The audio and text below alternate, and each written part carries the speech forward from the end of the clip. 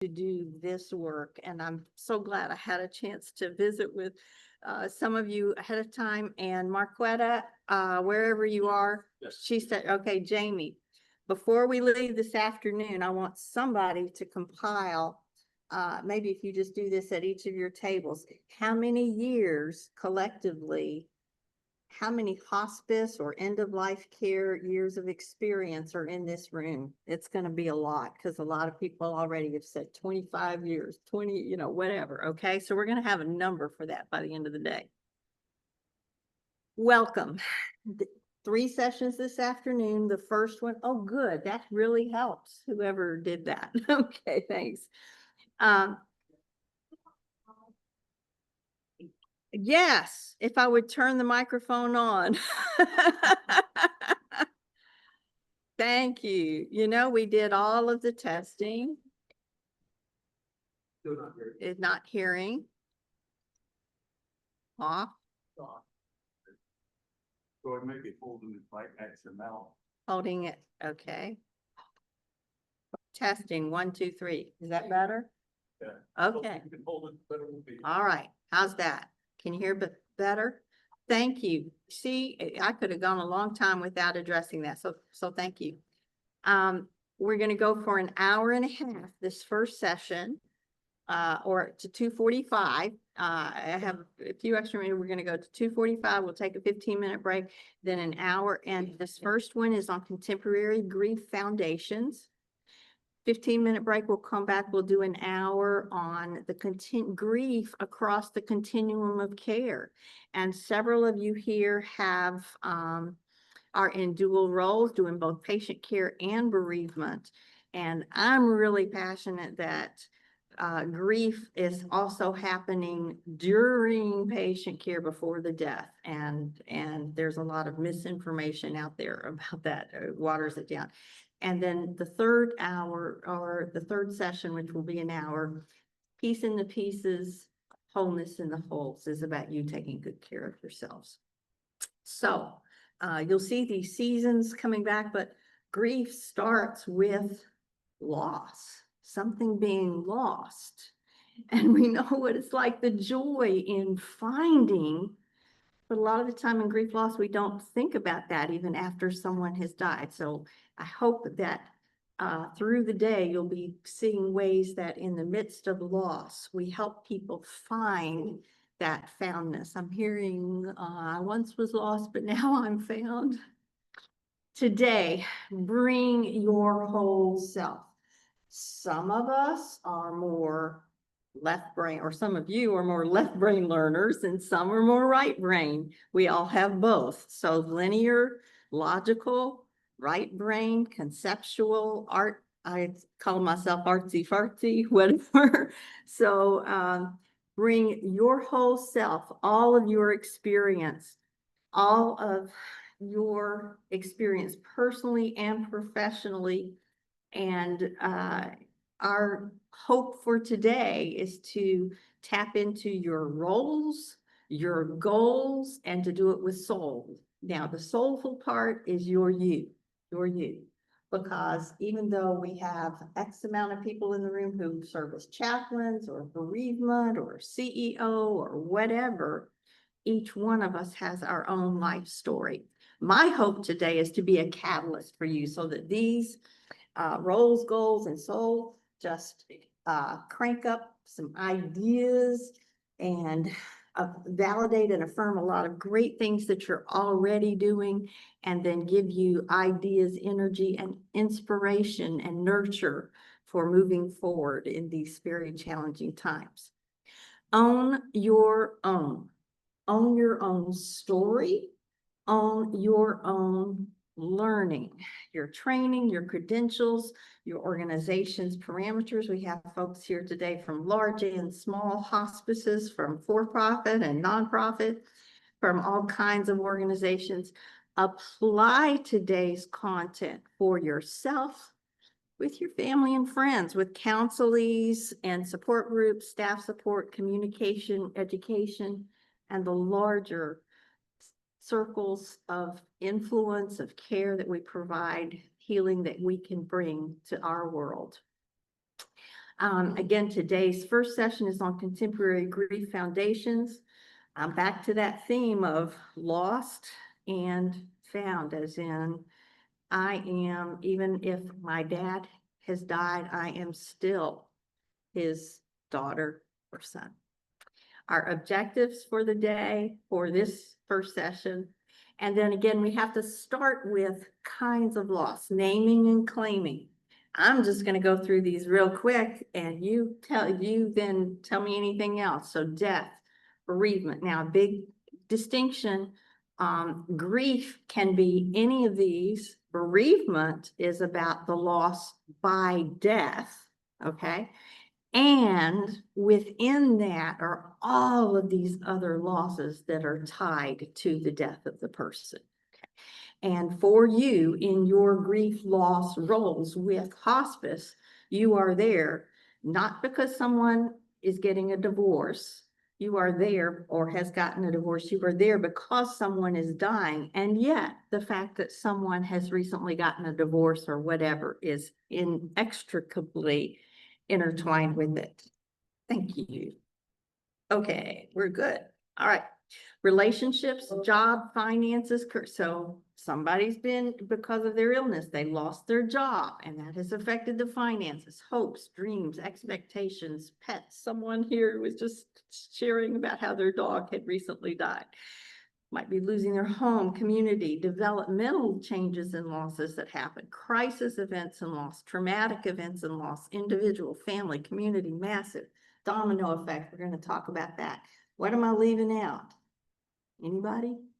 Jamie. Deal with a lot of prison, Yes. considerations, loss of freedom, loss of autonomy, loss of Yes. freedom to walk around. Absolutely. So the prison, and you all know of the transforming work that Jamie helped lead with Angola prison here and justice and care. We're going to address social justice losses as well today.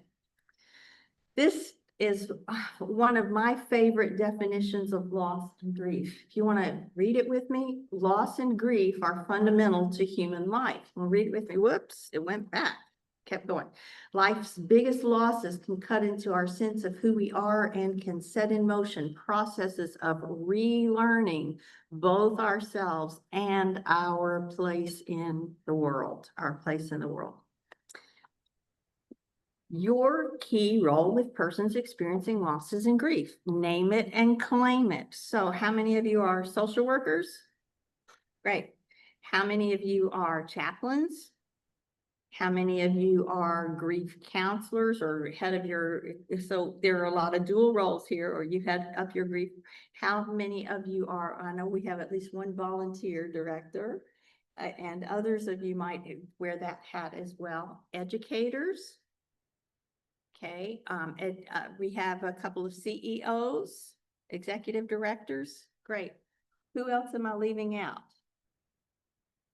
Nurses, wonderful, absolutely. We have to have our nurses.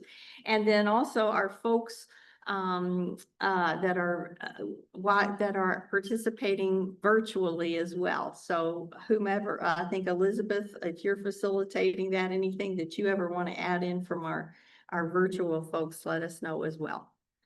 Okay, core goals with those that you serve.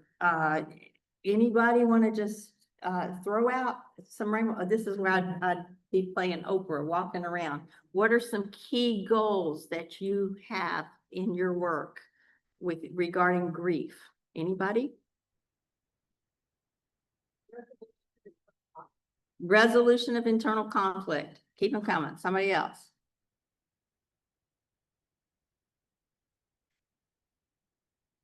Getting through it. Just getting through. Expression of regret. Okay. What about hope? And I don't say that in a glossy kind of a way. I say hope as in standing in it, being in it. This one picture right here voices for me a goal for what we do. And you see, and that is supporting the other person's light supporting the other person's candle. You'll see different images of that throughout. It is not doing it for them. It is being a support, being a guide, being a faithful presence for people and empowering people. Now, what assumptions about loss do many of us rely on, or do others rely on? 5 stages of grief? Yes. Whoops, that went ahead. Oh, I'm realizing what happened. A lot of these slides have transitions in them, and it's going ahead and transitioning, and that was one of my little proof things that I forgot to check on. Okay, well, we'll deal with it. 5 stages of loss, just cut off the loss. Time heals all things. There's nothing I can do. Just get over it. I'm preaching to the choir, but just know that those are wrecking balls. Those are assumptions that just come in, and those do not cut it. Those do not work. So I put forth, it is time to, yes, applauding back there, to let the 5 stages of grief rest in peace. Denial, bargaining, anger, depression, acceptance. You serve society well. Now, you guys, 35 years ago, when I was doing my doctoral dissertation on grief, pastoral care, and music, the 5 stages of grief were outdated then. Okay? So anyone who continues to use those, it's old, it's outdated. Okay? Now, history lesson. Were these revolutionary back in the 1960s when they came? Yes. How did they start? Research. Dr. Elizabeth Kubler-Ross. Yes, she opened the door to conversations about death and dying. These were not for people who were surviving a loss. These were for about 50 people who were dying, about 50, okay? Preparing for death, okay? Which gets you, and this makes sense with that, right? These had nothing to do with people who were surviving a loss. And you'll see when we get to, how many of you know Worden's tasks of mourning that are so crucial and have been, my dissertation way back then was on those, and they'd already been out a long time. How that's grief starts with acceptance. So there will be times that you hear me on a soapbox. This is one of them. Okay. All right. Gardening tools. Back to our restoring our roots. This is where we're headed. We're going to touch on each of these and keep moving. You ready? Now, in your handouts is this graph right here. On the left side, name it and claim it. These are those gardening tools: anticipatory grief, sudden grief, so on and so forth. The description, that's where you can take notes for that. And if you didn't print this out, Marquetta said that she has just some paper to hand out. Marquetta, are you hearing me? She's if someone will help. Okay. Anybody needs some paper, something to take notes on? Okay. No, you were able to print them out before you came, so now, we can just get you some paper. Just some paper to take notes, okay? And here's the thing. Here's an important piece for you. Back here. Yeah, so while she's passing out, I'm just gonna keep talking about how we learn, okay? And one of my roles that I love is as an educator. We learn visually. So some of you are really gonna wanna be seeing the slides, okay? We learn auditory through what we hear as well, okay? And then we also learn kinesthetically or tactily by writing, by taking notes, by whatever. So you lean into whatever will help you take in information, apply it, learn it, remember it, use it, okay? Don't be here just to get CEs. Be here to learn, to use, and again, to reinforce what you're already doing. Now, you as learners, again, this is preaching to the choir. You already have so much experience. I hope that each of you at the end of this day, you feel like this time was worth it for you, okay? So, this is called differentiated learning, where you each bring your own expertise. We have some here that are gonna be more basic, some more advanced, and some in between. As we go through these garden tools, under name it, claim it, these tools, core is simply for you to say, oh, yes, okay, this disenfranchised grief. This is how this applies to me. Yeah, I know this. I've experienced this. That's core. And then a basic application of that is to think of disenfranchised grief. Oh, yes, Susie Smith, who is one of my counselees right now. This is a person or a family that I'm serving. They are experiencing that. Or disenfranchised grief. Oh, yes. Oh, my friend, I'm just making up names. Okay, my friend John, my husband's name.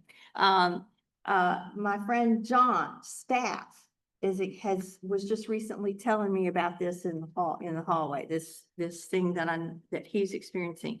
Or a more advanced piece would be your leadership in the community, your leadership not only in your hospice, but in the community that you serve.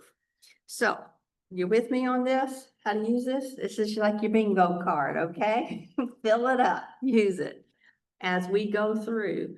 I'm not gonna keep coming back to this, but you keep creating your own little bingo card there. And then here's some more topics over here on the left. So we've got a lot to go through. Different kinds of grief. I'm gonna go through this fast. This should be reviewed. So we're gonna start with anticipatory grief. And this is gonna be another soapbox, okay? And just recently, there was an article in the New York Times about, and the headline said something like, do people grieve before death comes? It's like, are you kidding me? And it was like, yes, and it's called anticipatory grief, and it's where you rehearse what's happening before the death occurs. No, it is much more than that. And it is not just anticipatory grief, okay? It is expected, you know that it's coming, you are preparing for it. Anticipate, participate, relate. Now is the time, because I know this is coming, for me to be present. This is the time for me to be doing something about it. It is not just rehearsing what's going to be coming. It is grief in its full force coming here and now. And it's not just imagining losses in the present. It is about experiencing these changes now in the present. Sudden grief versus anticipated. Sudden grief. I got to go back to this. My family is in the thick of this morning. Yesterday, my sister in North Carolina went home. She and her daughters, they got home and found that her husband had collapsed. He is now in intensive care, brain bleed with a ventilator. My family's in grief. We don't know what's going to happen. Fortunately, the news this morning was better than whatever. But you cannot tell me that my sister is just, rehearsing what might happen if her husband dies. No. Again, I'm sorry, I'm flooded. And I'll talk about emotional intelligence a little bit later. It taps into all of that, and there's not time to prepare. So sudden grief, we need to be able to identify it, to recognize it, and to know when this has also happened previously in this person's life, because it's totally going to affect how they're dealing with things now. So with sudden grief, how did this happen? Was it a natural cause? Was it an accident? Was it a violent cause? Who did this happen to? Was it just an individual? Was it a small group? Was it vast numbers? And I'm realizing that I've probably been talking with the mic here, and you can hear me better. If you can't hear, just let me know, all right? Sudden grief. Why?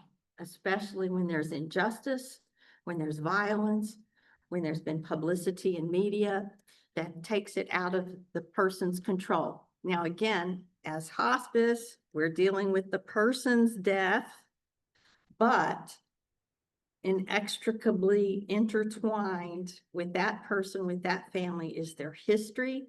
And then also it might be that they've come to hospice because of some kind of violent crime or whatever, and then now they are dying as a result of that.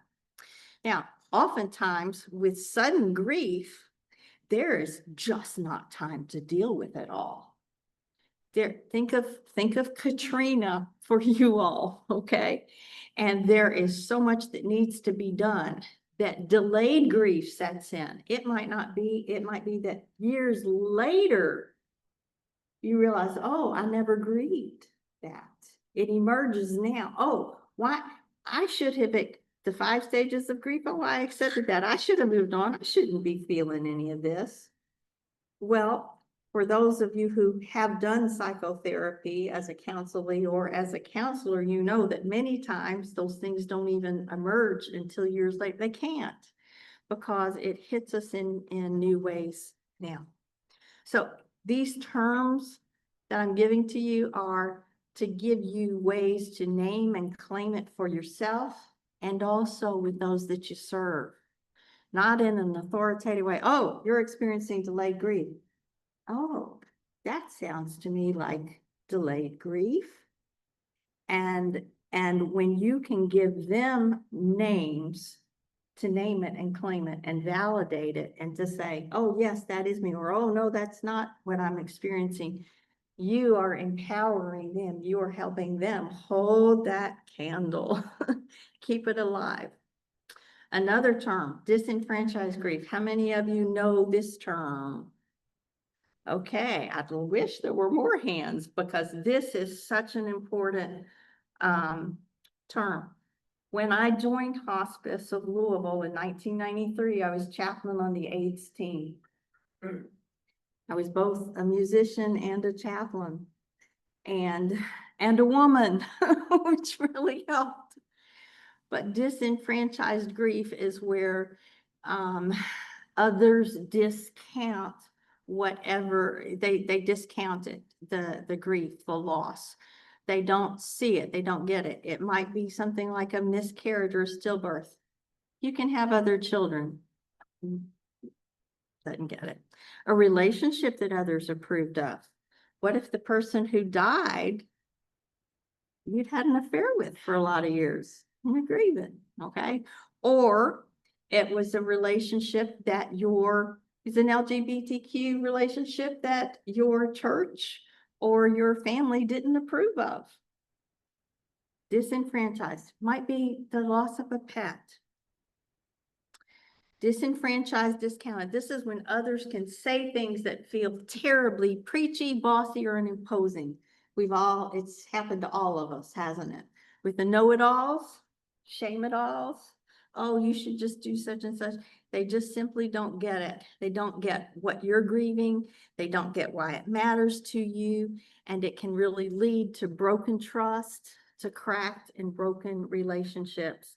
And again, my hope is that we are people who keep those lights burning, keep the lamps trimmed and burning. Here's another term, ambiguous grief. Familiar to anyone? Great. Okay. But at the end of today, we're going to go, we went through these, I want everybody's hands to go up. Okay. Ambiguous grief is, so what if it's like kind of that yes and no? Oh, well, I'm grieving, but or what if the loss is ongoing? Missing persons in action. Those of us from the 1960s who remember the MIAs, okay? If there's no clear beginning or end, like a missing person, or also, what if the death brings a sense of relief after extensive suffering? Like if the person has been on artificial life support for a really long time, or the long, slow losses of Alzheimer's that are so painful. What was that term again? Ambiguous grief. Okay. All right. And now I'm wishing I had taken the time to write out more of these descriptions, definitions, but really, if you'll just really pay attention to that key word, ambiguous, disenfranchised, delayed, that key word tells you what it is. Here's another one. So what if the loved one, in hospice, we always talk about your loved one who's dying. What if they're not really loved? You see the barbed wire on this? If you can't tell what that is, that's barbed wire. Like the caregiver is taking care of a parent who sexually abused her as a child. Do we talk about it in hospice and continue? No. Does it happen? Yes, absolutely. Each one of you, I see you nodding your heads with your, you need to be the one who doesn't further disenfranchise that.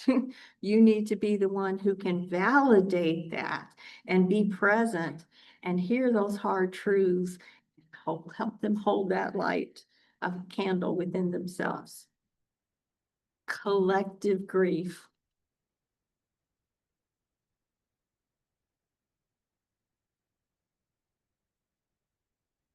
I need to be quiet and let you just take that in.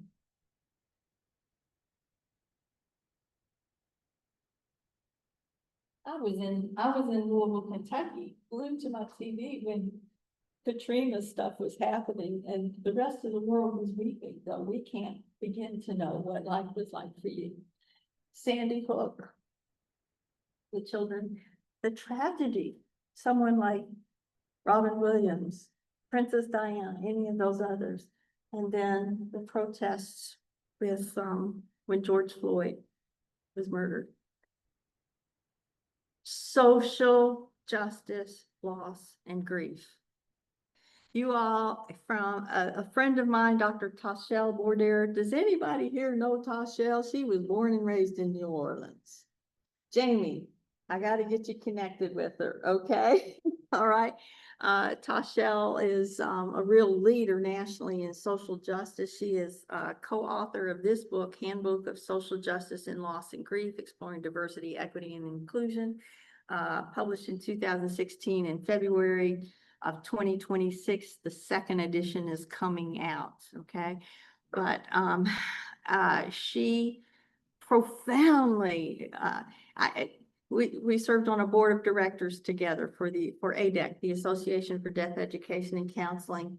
And I tell you, just in a board meeting, I learned so much from her. There would be a simple little policy or something, and she just would take it on and challenge it with this fresh insight and understanding. And those are the kinds of people we need everywhere. So Jamie, I'm going to get you connected with Tashelle. She talks about suffocated grief. And so social justice, loss, and grief has to do with racial inequality, marginalized populations and purposes. We're seeing so much of that in our country right now. So suffocated grief is where you take disenfranchised grief, except it's much worse. It is suffocated. It is snuffed out. Penalized grief has to do with, Jamie, many of the prison population or Black teenagers, boys especially, who then are penalized for feeling grief, or again, it's shut down. And then because of that, other tragedies might happen.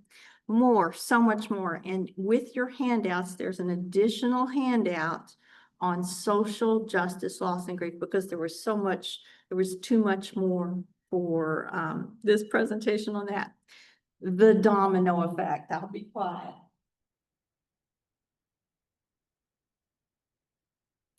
One loss, it's another, it's another, it's another, it's another. The serious illness, health, job, community, purpose, roles, caregiver. Am I going to live? Am I going to die? On and on and on. Finances, on and on and on.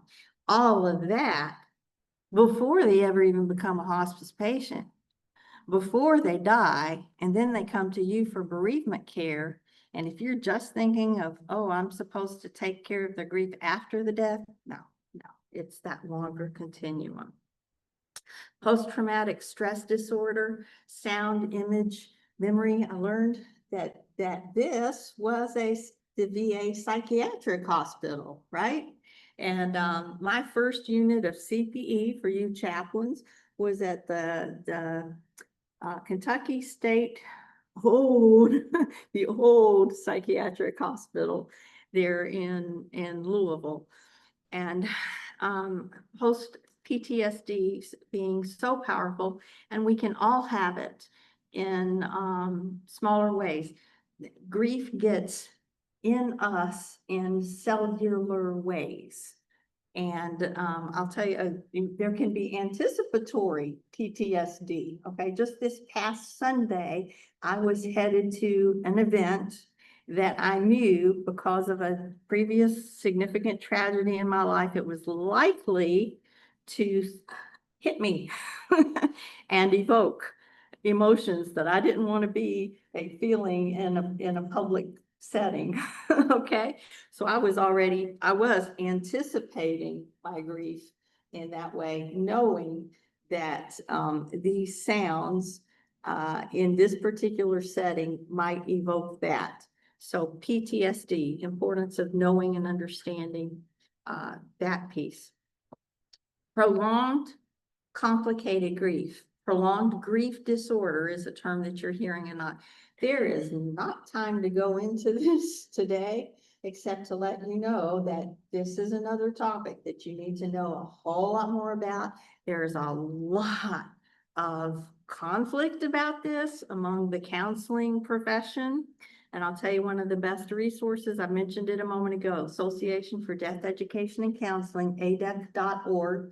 These are the quintessential grief researchers, clinicians, authors, so on and so forth. And they constantly have resources on that. But prolonged complicated grief, this is when the person is emotionally, mentally paralyzed. Now, in the thick of grief, we all have that, but this isn't talking about just for one day or a few weeks or ongoing, but this is like this sign. You can't turn left or right. You can't go back. You can't go ahead. Everywhere seems to be a stop. Wrong way. Do not enter. This is where you as a professional need to understand how to recognize this in contrast to normal grieving and not overdiagnose. Why do I say those things about normal grieving and not overdiagnose? Because the DSM put this prolonged grief and changed the pieces about complicated grief, saying that if the person is still grieving after 6 months, 6 months? Are you kidding? Oh, they have this disorder and they have this diagnosis. And so now you can bill, now you can get paid for it. That's really what the bottom line is. And it does away with the normal processes of grieving. Now, my hospice of Louisville, and I was a chaplain, music therapist in the field, and served on the bereavement team as well. We knew that usually it was going to take that person back then, several weeks to kind of settle in before they even realized that they needed bereavement care, right? And usually it's at around the 6-month period where everybody else is moving on with their lives, that then the realities of the loss start setting in. Research shows that it really actually takes often at least 2 years, not 1 year, 2 years for the depth healing and all of that. Okay, so put that what's the phrase? Put that in your pipe and smoke it. I don't know where that came from, but prolonged grief disorder, you need to be familiar with it. You need to be aware of it. And also do not get rid of normalizing. That's a lot of why we're doing a lot of these terms. Yes, sir. I've been doing this a while. I've been working in bereavement hospice for a while, but it was just a few years ago that a young widow told me it was second year is worse than the first. And I had operated off that model that in the first year, the anniversaries, birthdays, all those kind of days are what triggers the problems. But she said she expected that the first year. She didn't expect it the second year, and it hit her harder. And so it changed the way. I appreciate you saying that 2 years. Yes, and if we were to continue this on, why is that? It becomes more real. It becomes more real. He's really not coming back. This leg that I lost really is not gonna grow. And that first year is going through all the cycles of those normal events that you can't know what it's gonna be like to get through that first day, that anniversary, those first holidays, and those. Thank you so much, Robert. Thank you, Robert, and others. Okay, grief versus mourning. Ah, this is one of my favorites. Grief versus mourning. Grief is more of a noun. Mourning is more of a verb. I share with you, this is one of a video, so yes, this is my voice, but I'm gonna be quiet, okay? And we're gonna hope that the technology holds. Welcome to Hope for Coping, Part 2. Mourning and mourning. The words mourning and mourning have the same Latin root, mer, which means to die and to flicker. They refer to dim lights of illumination, darkness, twilight. The word morning means the entire period from midnight to noon, from darkest night through dawn and into the fullness of day.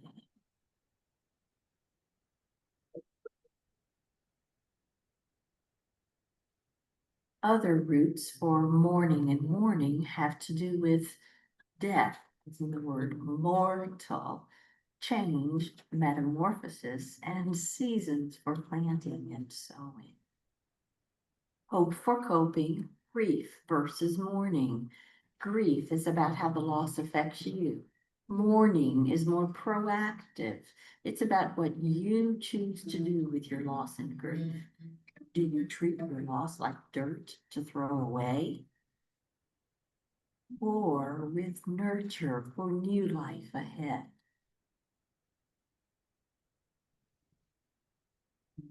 Researchers describe mourning relates not so much to the reaction to the loss, but rather to the process by which a bereaved person integrates the loss into his or her ongoing life. An ancient poet wrote about seasons. To everything there is a season and a time and a purpose. A time to be born and a time to die, a time to laugh and a time to weep, a time to speak and a time to be silent, a time to tear down, a time to build up, a time to mourn and a time to dance. Do you hear the opposites in each line? These are not either or components of life and living, but rather timely moments, each having purpose and meaning in their own season and time. Okay. Mourning and mourning paired together. Now, my mantra is there is a time to everything there. My urn, when I die and I'm cremated, it is going to say there is a time. Notice how each of these are opposites paired together. So in his book, Care of the Soul, Thomas More repeatedly says that the best growth, the soul growth, the growth of the soul happens when life's opposites bump up against each other. And you know what? We can carry and hold those opposites together. And it's when they bump up against each other like that, that transformation comes, that healing comes. And we need to be able to hold those opposites, be a safe space for ourselves, the light in the darkness and the light, morning and morning, from darkest midnight up through deepest, up through noonday. And another part of that root word mare is also a well of wisdom and memories, guarding wisdoms. Isn't that powerful? So to be able to hold both of those together, do you have a clear difference in yourself about grief is what happens to us? It's that loss, and it's those things that we feel and think. Mourning is then what is it that we're going to do with them? And it is taking action, and the action might even simply be being in it and moving through it. Okay, bear with me. I had these as just some backup slides in case technology with the video didn't work, and thanks to others it did. Okay, those opposites, let's take that further into another key piece of research in grief, loss, bereavement, and this is called the dual process of loss and restoration. How many are familiar with this? Okay, at the end of the day, I hope everybody's hand will go up after this, the dual process of loss and restoration. And I can tell you how powerful this has been to me in my own life journey. So coping with grief is less about stages you achieve and is more about personal, ongoing, changing cycles of moments in time, through time and across time. Now, I ask you to reflect, when you reflect on those tragedies, those losses that you personally have experienced, has it been more like this or more like, look at this picture right here, over here. What are some things that you see?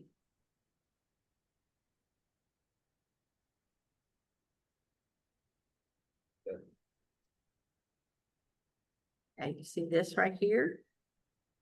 Is that? Okay, tell you what, I'm going to move on here. Loss, you have loss and life both going on at the same time. And I've been using this photo for decades, so, but it still fits in with our rediscovering our roots, doesn't it, Marquetta? Okay, so this tree has been through seasons and storms, and they're on this campus over near the hippie, whatever it's called, hippie fish. There's a beautiful, wonderful tree. When we head over later, you just enjoy the history of that, enjoy that tree. Okay, seasons and storms. Now, do you see loss that's happened right here? Is that branch going to grow back? No, no. It's still hanging on by a thread, and it's gonna deteriorate and fall off at some point. Then you see this middle part that's still, whoops. Okay, then over here you see restoration that's going on at the same time, the same tree. That's my life. I don't know about yours and the person. And then right here, parts of me, are these dead or alive? I put to you that this is much more realistic, is a much better, healthier picture of loss, of grief, of coming through it than the stages of grief. And with this little side road here, others are journeying on. What a great gift when some people decide to come and sit for a while. Are they going to stay there for? No, but they can come sit and be there with you.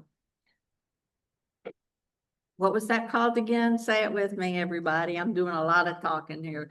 The dual process of coping with bereavement. And then those two words are loss and restoration. Yeah. And I love the word restoration. Restoring. It doesn't mean throwing away it means restoring what is left, restoring, moving forward. Out of all of these, this is one of my favorite photos right here because this was my dad. I mean, when I say this was my dad, this is a current, kind of like a stock photo, but my dad, you saw where his gravesite is underneath that huge oak tree. My dad sold wood products, wood paneling back in the 60s and 70s. Whoops, there we go. And I remember as a kid, him teaching us to look at a slab of a tree trunk and to understand what that life of the tree was like. Oh, this was a year that was a drought, and this was a year where there was a whole lot of water, or this was affected by fire, whatever. Now, this word antecedents of grief is much like ancestors. And I hope that this, for any of you, is this, how many of you, this is a new word, antecedents of grief? It's not new. How many of you know of this? Well, I'm not getting a lot of response from you. Okay, but antecedents of grief. This, these are the past losses and griefs that shape who you are. I put forth that this is one of the absolute most important pieces of how people deal with loss and grief, how they deal with serious illness, with death and dying, how they cope, are based on their history of loss and grief within their families, within their communities, those messages, and how important it is to tie in. Now, again, in your roles, your goal is to help people through the bereavement or the death, the loss of the person who is dying or who has died. And how they do that will definitely be an outgrowth of these antecedents in their lives. And when you can tap into those and learn and not just put out cookie cutter stuff, but really help personalize it, find the soulfulness, their soulfulness of their own life story with that. So it has to do with family heritage past. And, whoops, what was that? And also hopes for the future. Because with that, with that loss, okay, We talked about those ghosts. we were talking about those ghosts, those goblins. Okay, so that was my dog Jack right there coming. Mom, what are you doing? So it could be the whoops, those transitions are popping in again. My apologies, those of you virtually. Where do we often first learn about loss and grief? It can be with a pet that died. So did the child just come home and it was just gone? Or was the child part of some type of grieving ritual? Was there a miscarriage, a stillbirth? How did that affect? And I can tell you that one of the things that I learned about grief and loss, my mother easily talked about the miscarriage that she had after, when I was still a toddler, but a significant miscarriage that she had. And she insisted to the nurse, this would have been back in the 1960s, she insisted that she be able to hold the baby. And the nurse thought she was crazy, and psychiatric, and the doctor, and the doctor said, oh no, this is a wise woman, let her hold that baby. And I know that part of that story and my mother really instilled in me an acceptance, something about loss, grief. Okay. An antecedent. So these are about some of those antecedents in a family. Think about if the family had lost their home to a fire, especially if a family member had been injured in that. That absolutely is going to come back and affect them. I shared with you about my brother-in-law, a hospital right now. Talking with another sister this morning, I reminded her that when his mother died 15 years ago, she was on life support. And my brother-in-law and his brother, they had to make that god-awful decision to take her off of life support. So not a typical like hospice death. Fortunately, so far as I know, my brother-in-law is not there, but we didn't know, where is this headed? And so those antecedents that can then really kick into people's emotional responses, conflicts that erupt, you see them, you hear them. And so these can really be clues for what is behind those. You all, you have your own huge antecedent of grief. And this morning, when I first walked into this lovely, soulful room, and I was asking as they were setting up the tables, tell me some of the history. This building survived Katrina. Think about that, where we are right now. The waters came rushing in, and each of you have your own stories that are so profound. It's important. That ties into PTSD also. Yeah. Every hurricane season, we're feeling what we've experienced in the past. If we've been through a hurricane, we're anticipating how bad it could be this year, and it triggers that things. Absolutely. One of my sisters, and I have 3 sisters, so another one lives outside of Asheville in Carolina. And right the week before the week of the 1-year anniversary, they were having, 5-6 days of rain again. And she and others were saying, because it was that long, slow kind of thing that was just on, everybody's on edge. And still, and the kind of displacement and all of that came, and the rebuilding. And yes, it is so important to celebrate and honor the resilience and the regrowth and the rebirth, but also important to validate the loss, the change that has occurred. Jamie wrote a beautiful article for our newsletter, Hospice and Palliative Care Today, about with your reflections. And 20 years we thank you. 20 years later, yes. Okay, meaning reconstruction. Love this. This is where we reconstruct meanings. Can you all hear me okay? All right, okay.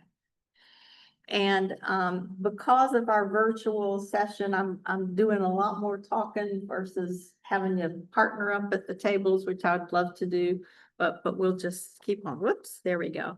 All right, there we go. I'll just keep going on. The meaning reconstruction happens across the board in any of these. The term continuing bonds. How many of you, this is a familiar term for you? Some, okay. This is so important because this is, and this is one of the, when I say newer pieces of contemporary grief theory, I'd say, oh, about 20 years.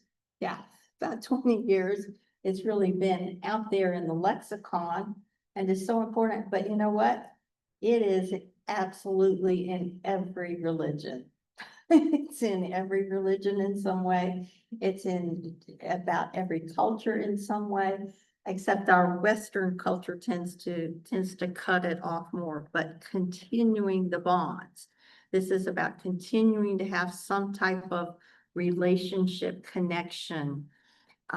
It gives a whole new meaning to the word closure, that whole thing about just get over it, or, oh, but I've accepted it. This is about finding ways to continue. So, I feel lost because my father has died, or found always after his death. Oops, get this out of the way for you, Easy. Always. He's my father. I am his son. My children will remember their grandpa and know that he is part of who they are. You get that? Continuing the bond. Let's take it further. Debbie, raise your hand back there. We were just talking lost. We were talking about the pains when we're tending a family and their child is dying or has died, lost. My child dies. Found, no matter what. I will always be her parent. She will always be my child. How many children do you have?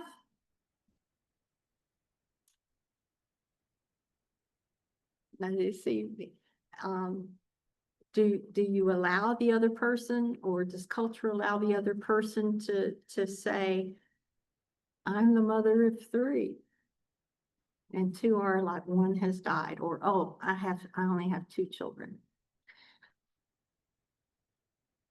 This one gets me every time. This is actually a video clip with the children playing pat a cake together. Lost.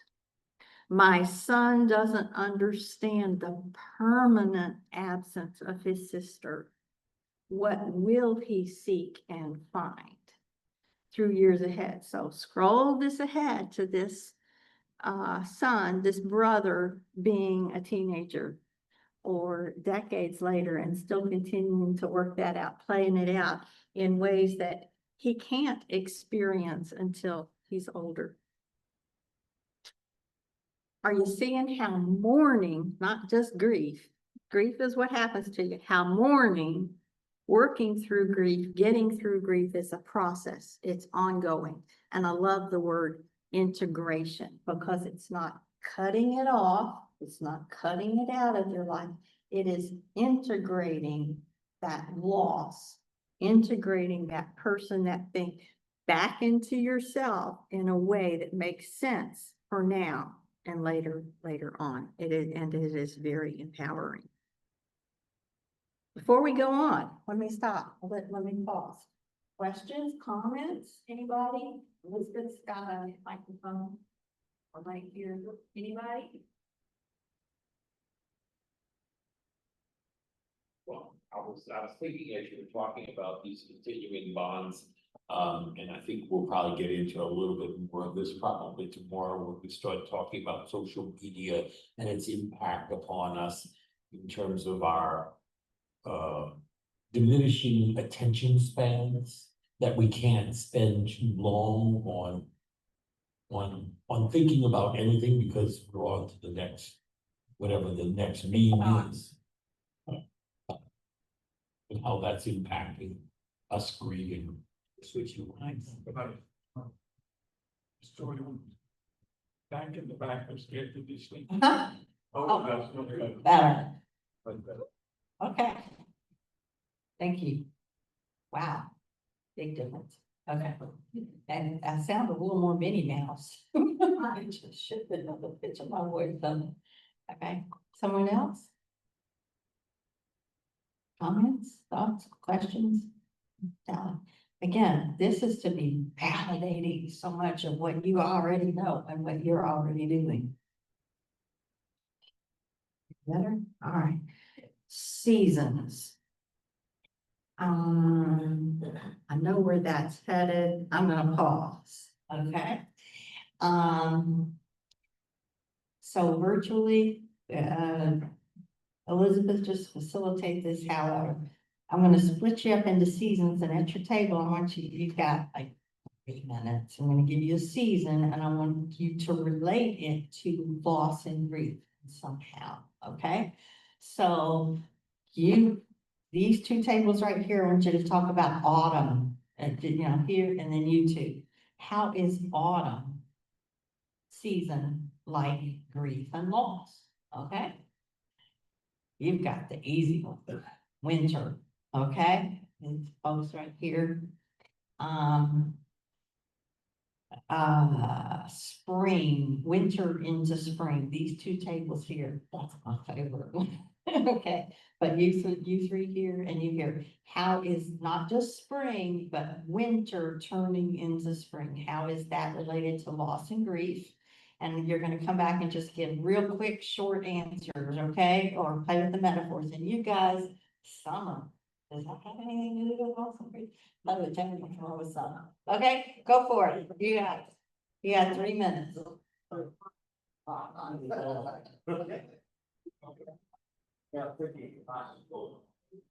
Oh, you ever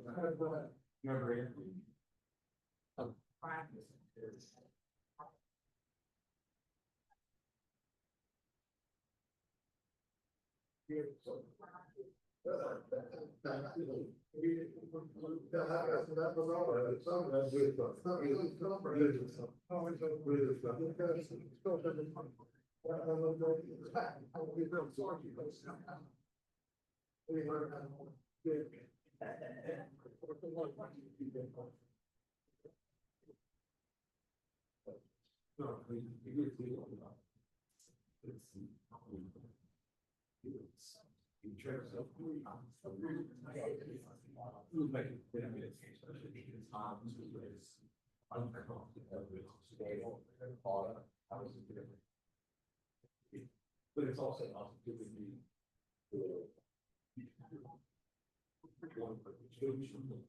Well, like to eat, we're doing good. So now. But, you know, after 25. So, in order to keep this from, this is not.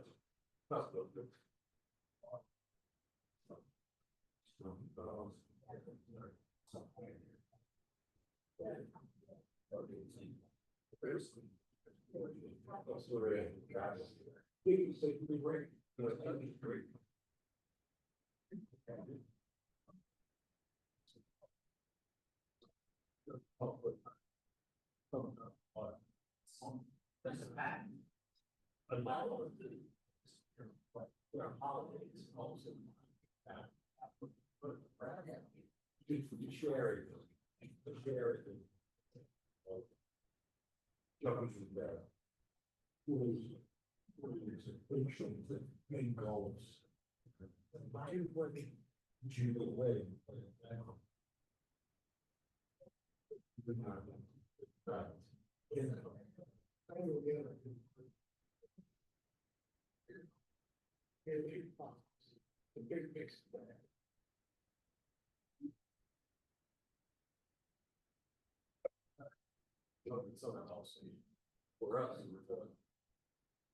Okay, you did great. All right, we're gonna do some quick, short answers, all right? Seasons and what do they have to do with lost grief? So somebody from your table, if you will, tell us a few things about how fall, autumn relates to lost grief. Wants to go? Well, we were saying, I'm from New England and how beautiful autumn is and how it can remind us that the death process can be beautiful. And nature might be telling us something when the leaves begin to die, but they are so vibrant in color. I know.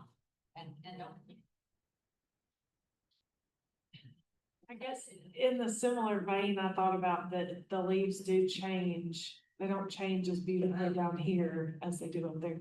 But they do change, but they are still the same, you know, even the changing color, they're still the same. And you have to go with that process of things changing, but it doesn't mean that everything has to change, you know. okay, this is where anticipatory grief really does fit in beautifully. And I'm from Savannah, Georgia. I don't like the winter. I'm sorry, you know? Okay. And to me, it means cold is coming. And already I start looking forward to December 21st solstice and then it's gonna start getting light. All right. But what happens to the birds? They fly south. They know that it's coming, right? Okay. What about the squirrels? They're getting busy. they're getting things ready. Same kind of thing in serious illness, right? A lot of things to do. And the days are getting shorter, the nights are getting longer, and we know that it's gonna be even more so, more so. And of course, the leaves changing. Okay, let's head on over to winter. Who wants to be our spokesperson? Okay. So we have winter, which we all kind of thought the same. It's just kind of cold and it's dark and, quiet and you think isolation. It's just, everything's kind of colorless. So How long, oh God, how long? And it can be dangerous to go out in, the previous paths might be iced over. Can't find your way, you can't see it. And it can also be a wonderful time of heart fires with those trusted people. And also, so it can be that as well. So the winter, okay, my favorite, winter into spring, who wants to go? okay, so we talked about that with spring, you always see the budding of plants and, hope that comes with that.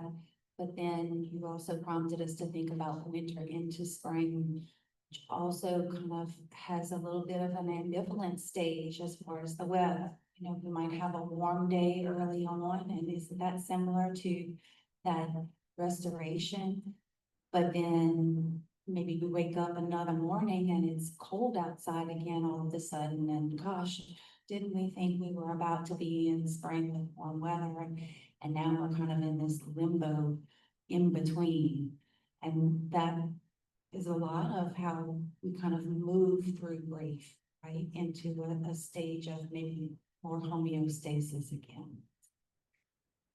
What would this table add to that?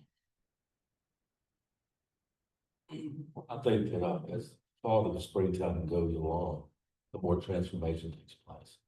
The more we begin to heal and we're restored, and maybe we realize that life, we can go through life again, it can go on. And there's hope, and I think hope becomes more dominant toward the end of spring. We can put the summer, we can toward the Now, at the very beginning of that, winter into spring, you know the story of the secret garden? Everything growing over. What did they first have to go in and do? Clean it out and find out what has really died and what still has life in it. In the story, the breaking the twig and see, there's still green in there. There's still life in there. And the Broadway show of that has one of my favorite songs called Wick, meaning a Welsh word that means life. And I also related to the wick and a candle and that soul within us and finding that it's in there. It's also a time of planting. If my husband's a great gardener, me, is it gonna grow or not? I don't know. And it takes gardening, back to our digging deep dive, gardening tools. It takes gardening a period of time of faithfulness and care and hope and nurture for it to be able to grow back. Where did the seeds come from? The seeds that are planted in spring, where did they come from? They come from those pine cones, from those seeds that were harvested earlier, right? Continuing the bond, do you hear? Okay, let's move on to summer. Is summer anything? Okay, do you have a good time here? well, for us down here, it's the start of hurricane season, so the unpredictability of what's coming ahead. It's gonna be hot, humid, but it's also a time where families gather and go on vacations and jump in the same ocean where hurricanes come from, the Gulf, and families families get together a lot more. You said, June, there are lots of opportunities for family gatherings with June weddings and, Independence Day. And looking forward to the end of the hot and humid sticky August. Right, okay. This is one of those things you can easily take and use with absolutely any group, community group, support group, and play with, because these kinds of seasons metaphors have been used through civilizations and for the arts and music and poetry and novels and all of that. Let me just play a little bit with you. So they talk about those timely moments of being in and moving through grief. And you're gonna hear me use that phrase. This is one of my phrases, being in grief and moving through it. The morning piece. Let's just play and see, okay? These are some of mine. With autumn, it changes here, shorter days, longer nights, each person's colors, leaves. Oh yeah, that's another thing. And each person's own colors come out, don't they? You got the red one here and the evergreen here and the brown one here, and different time frames for all of that. It's also a time of harvest and gathering and giving thanks. And doesn't that happen when the person is dying, with the harvest and the giving thanks? Winter, desolation, cold, withdrawal, previous paths covered with ice and snow can be dangerous if you haven't traveled. The intimate hearth can warm with times of memory and meaning. Till spring, oh God, how long? Spring transitions don't happen all at once, like the secret garden. What do I clean out? What seeds do I plant? Growth takes time, nurture, hope, and faith. And on into summer. In the United States, summer starts with Memorial Day, doesn't it? With memories. It can be a sense of freedom, enjoying life, vacations. I told you, Jamie, you must have, we're right on the same page here. New places, people, memories, and the cycles move on, because we know the fall is gonna come again. Now, it could be, oh, well, those are three nice, neat little months, and that's a nice, pretty 1 year discrete work like that? No, absolutely not. And it might be that one of those seasons lasts about 3 or 4 years or whatever, or that we're also experiencing many of these at the same time. Or I like to think of this in terms of the weather, seasons, weeks, days, nights, moments of everything in between. So, on my phone, I keep on my weather different places throughout the nation where I have family, so I can just kind of tune into it, and it's different for different ones of us. And, depending on where we live, there's some losses that are a Florida kind of loss, or persons who deal with it in a Florida kind of personality or an Alaska kind of personality, right? But with the weather, these are fluctuating predictions and they help us prepare, right? And they're based on patterns. And we start the day with, well, this is what the weather's gonna be. And then we can come back at the end of the day and this is what actually happened. And then those trends and patterns. Can we do the same kind of thing with grief? You bet. And this is just putting together what's called Colin Parks was the first researcher of grief. And in the United States, we often don't know about it because he was British, and that's just how we kind of think that we had to. But he was the first person to do empirical research on bereavement. And my dissertation way back decades ago was based on his processes of grief and Worden's tasks of mourning. And most of you know or should know the tasks of mourning. Now, here's my twist on this, is that the seasons pair up with with the processes and tasks. And just kind of like this dog, I'm a dog mom, okay? We start out our day with, okay, this is what the weather's gonna be. This is what I can do to prepare myself, anticipate, prepare to plan, this is what I might be experiencing, this is what I can do about it. So on this side, when you're experiencing this is evidence-based research, okay? And I'm just putting it together in kind of that, say, artsy fartsy kind of way with the seasons, all right? On the left side, when you're experiencing this grief, this is what grief you are feeling, what you're experiencing. This on the right is something you can do about it. These are the tasks of mourning. Women's tasks of mourning.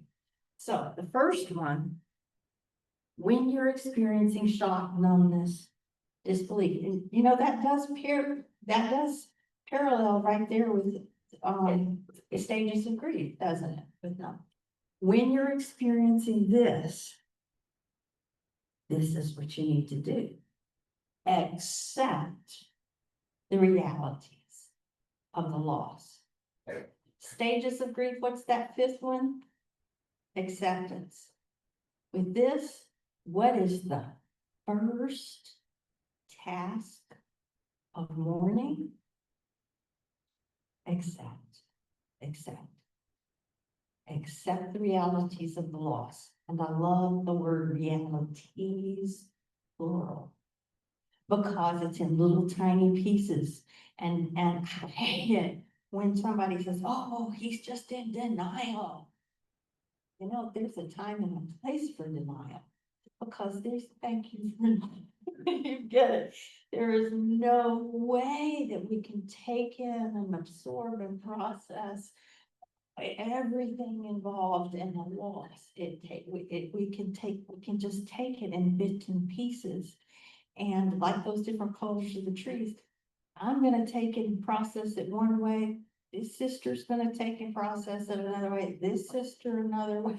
This family member, you know, taking and processing, accepting those bits of the realities.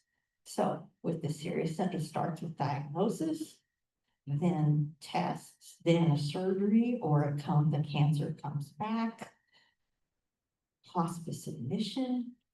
The day that my mom was admitted to hospice, I cried like a baby. You know, I was relieved that it had happened, but I also knew what that meant.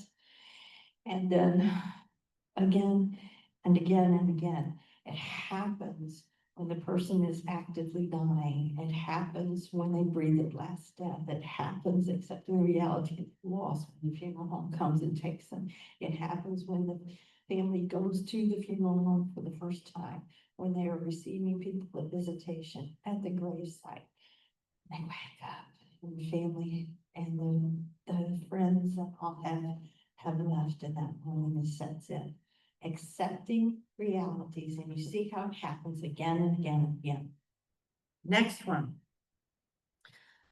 Longing, yearning. Now, Colin Parks, the British, he uses the word pining. That's not so much a word that we use, but longing, yearning, searching for the loss. How many of you say after a loved one has died, you're in a crowd, you're at the mall, you're somewhere, and you think you see them, or or there's good news and you want to immediately call and tell them, and then it's like, oh, no, oh, but I already accepted this. Why? Oh, am I going crazy? No, it's very normal. It is like the phantom pains when an amputation occurs, and all of those nerves that are connected to the brain, each one of those connections has to get grieved, and it's going to lead to a lot of pain when it had numbness, right? You're accepting the reality, and so then what happens? Oh, it hurts, and a lot of different pains. Okay, what are some of the different pains of loss and grief? Sadness, anger, guilt. Might there be relief? And then maybe guilt for feeling relief. All of those And so it's not just one at one time, but working through those. Let's keep going. What you find again and again and again and working through those pains and accepting the realities is no re-entry. The loss cannot be reversed. And bits of reality hit you here, there, and everywhere. The first coming up on Thanksgiving before, I can't remember if my dad had already been moved to assisted living or if he had died. I don't remember that, but I remember being in Kroger shopping for Thanksgiving there in Louisville and just having a meltdown in the grocery store when it hit me. My family will never again be at the Thanksgiving table together. We won't. We haven't. They've died. And so those kinds of realities. So continuing the bonds is not displacing, saying, oh, it's just covering up that they're not really gone. No, it is realizing it, it is accepting it, and it is still finding a way to then adjust. So the next one is everything then feels really disorganized. And this is what's happening with the 6 months or that year, is that who am I anymore without me? My husband and I met later, married later, even though it's almost 30 years now.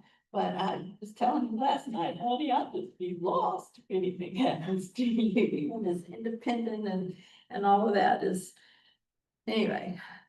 A little sidetrack. So this is where the task is to adjust to those everyday moments where the person or the thing that you've lost is gone.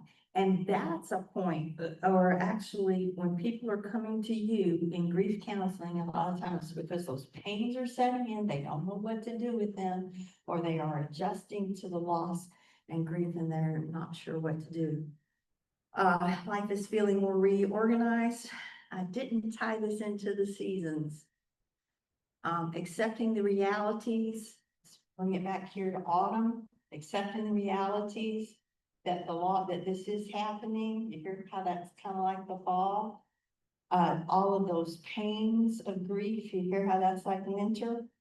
Adjusting to an environment and creating a new environment, like this, you hear how that's the spring, okay? And now we're into summer, where life is feeling more it's feeling a bit reorganized, different from before. I love the word reorganized. And this is where finding enduring connections with the person or thing that you've lost while embarking on a new life. While embarking. Okay, we're gonna stop at 2:45. I know that, so let me just keep going. Intuitive versus instrumental styles of grieving. Raise your hand if you know this term. Okay, I'm having fun bringing a lot of good stuff to you. So let's play with me for a little bit. Words of wisdom. To do is to be. Socrates. To be is to do. Descartes, and my favorite, doobie, Frank Sinatra. Okay. Being in and moving through mourning, to be or to do? Perhaps that really is the question. Again, that's kind of my own take on this really important concept in grief and loss, which has been out about 25 years. Okay. Introduced by Terry Martin and Ken Doka in their book, Grieving Beyond Gender, Understanding the Ways Men and Women Mourn. Now, this is, again, evidence-based research. These are not to be stereotypes, okay? Because we all have both of these ways of dealing with loss and grief. It just happens to be that patterns show that one is equated more with women and one tends to be equated more with men. So I call these being and doing. Intuitive grieving has to do with being emotional, being in our grief, being present to yourself and expressions of grief. Sound like any women, you know? Instrumental grieving. I love that. Instrument, surgeons, instruments. It's more cognitive. And it's doing something with it. It is taking physical action. It is doing something with it. Now, I'm an extrovert. My husband is an introvert. He's a psychotherapist, really good. And when we first met, he was leading a men's group, and I learned so much from him about that. And there's a wonderful book resource called Swallowed by a Snake. And it is about the masculine side of grief, that it is very normal and okay and healthy to withdraw, to be quiet, to process it within. Doesn't mean you're not breathing. Yeah. I served on the pediatrics team at our hospice for 4 years. I would get so angry, frustrated with my colleagues who in their eyes would talk about these fathers of these kids who just weren't there. Well, you say, well, hell, they were out there working 3 jobs to try to pay the bills. And so a lot of the time it was women who were bashing the husbands, the fathers, the sons who just didn't get it or were just in denial. Well, no, they just had a different way of processing it. We need to understand that and validate it to help empower and give names to it. Watching the watch here. Okay. So again, these terms can help us understand common differences between how many women and men grieve, but these should not be stereotyped, for we all use intuitive and instrumental styles to cope. Which describes your style best and in which circumstances. This would be a great time to do some partner table talk time. We don't have time, but I hope that some of these will stir conversations for you later. So being in it. To everything, there is a season and a time, and this is tuning into your physical, emotional, mental, social, spiritual being. My mom, with hospice care, we moved her into our home to live with us. And she would start every morning, she was bedbound, and she'd say, so what's on the itinerary today? I said, who's coming? Who's coming? And every day she'd say, oh good, let's just have a being day. She just wanted to just be. I treasure that. And the dog would jump up and to be with her. Instrumental style, doing something with it. Again, cognitive, practical. To an intuitive griever, it might be that this person seems cut off when it is simply different. And you can, well, don't even look at that side yet, but you picture this, okay? You can see it in every family that you work with, even during the illness. There's one person who's going to be right there at the bedside. There's going to be somebody else who's out saying, oh, we got to get this and this and this done. We need both of them. And then there's some people who have to take it on and do it all.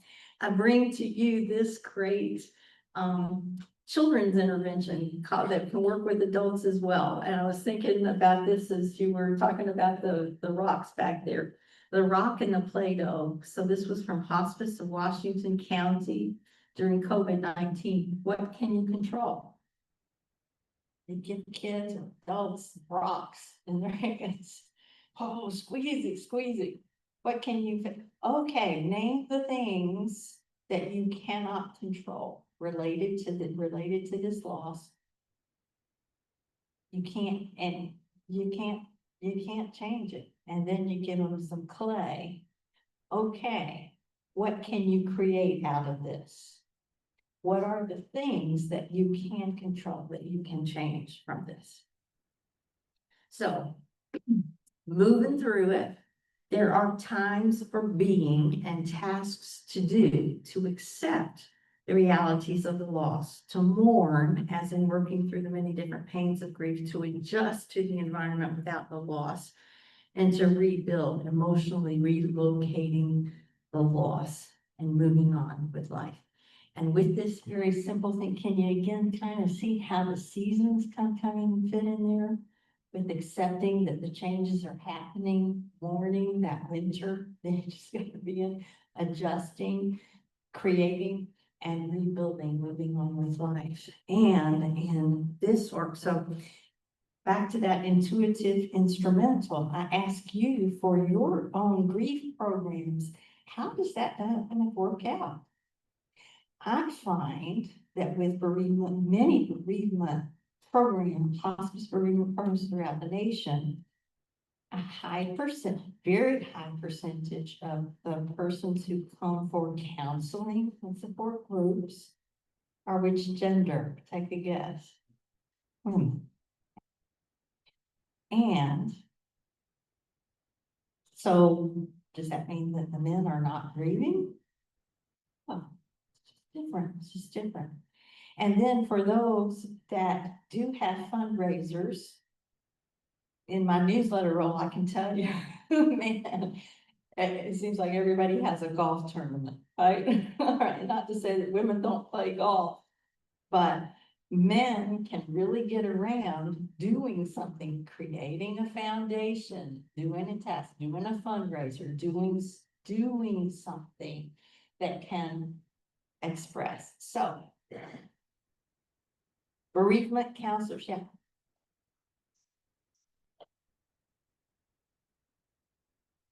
Great. Someone online said that they've seen an increase in men attending support groups. That's great. So what I challenge you with, find more ways that you use this knowledge to tap into and to validate.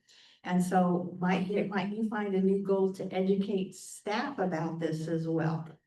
Okay, meaning reconstruction, Savannah, Georgia. If you've seen Midnight in the Garden of Good and Evil, that's, and I have this bird statue with choices sitting at my desk. That is where my grandparents and my parents are buried. And going back for some generations, but meanings, values, core to these can be rearranging, redesigning, rebuilding. Do I matter? What matters? It gets back into what you were saying about grief is still at 2 years later. Where is God? Is there God? Who am I now? What's my place in the world? Here's my past, here's my present, and it feels really disoriented, like a big mess. And what will be my future? Here's the map of your life journey. And earlier on, if you're here and you're looking back, it's like, well, this can be confusing, and then this same loss, and then this can be healing. And again, the intensity of your anguish over something current might be connected to an ungrieved loss, one of those delayed griefs or disenfranchised griefs. This simply needs to be grieved anew today, and it takes on a new meaning now. Think of a child 5 years old who loses a parent. At 10 years old, that child is going to experience it differently. At 15, 18, going off to college, getting married, becoming a parent, being 80 years old with dementia, and experience the death of that parent in new and different ways. So roles, goals, the soul, some joyisms, own your own, learning, own your own life story, name it, claim it, and then also voice your choice with what you need, where you want to go with things. You'll find more of my story, YouTube, Reflections in Water. What you don't know, my first career was as a classical pianist. My doctorate is in piano performance and pastoral counseling. And when I was close to finishing, my hands, both hands, were irreparably damaged. My doctor told me I had to quit.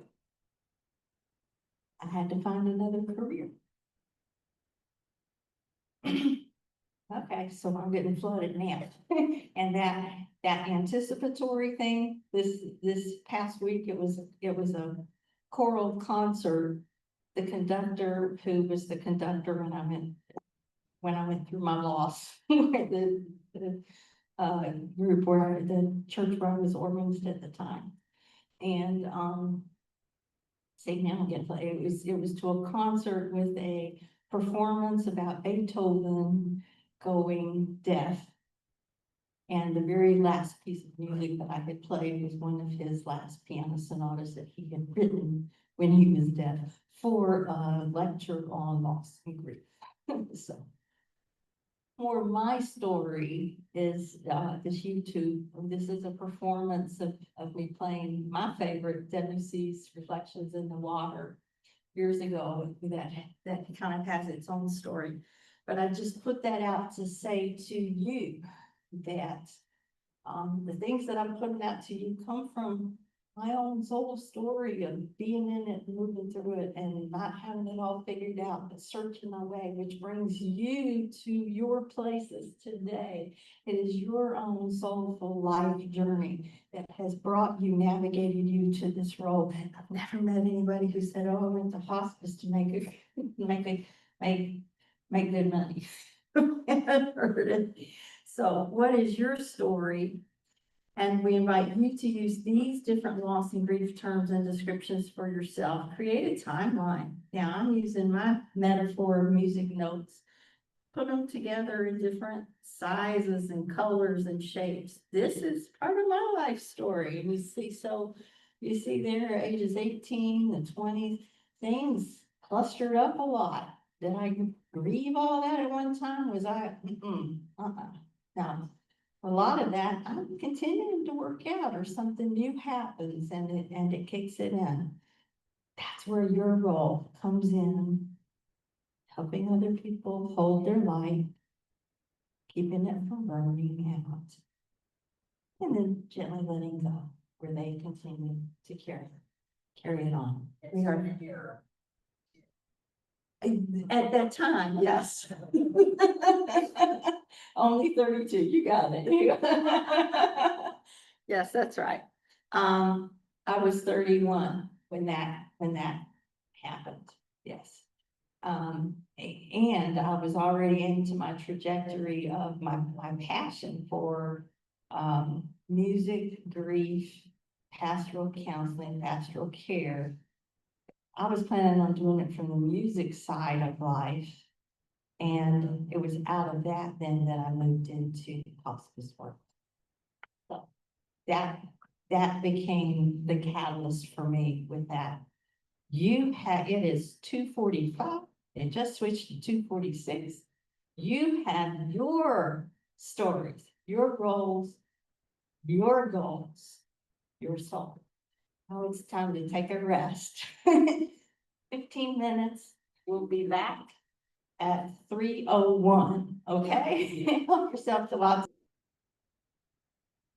How are things going? We're recording. Okay, folks, back in place. We're recording again. All right. So come back to own your own learning, okay? While there is a collective group of wisdom, collective information and experience, there is still that soulful piece that only you know and can bring to the table, literally, okay? And so this next piece is across the continuum of care. I am passionate about this. And you should be too, because in our hospice organizations, unfortunately, too often bereavement is just cut off, and it's, so, they're not paid the same, all of that. And unfortunately, we've seen through the years that bereavement care, which once was really valued and so often open to the whole community, is now getting cut back again and again and again.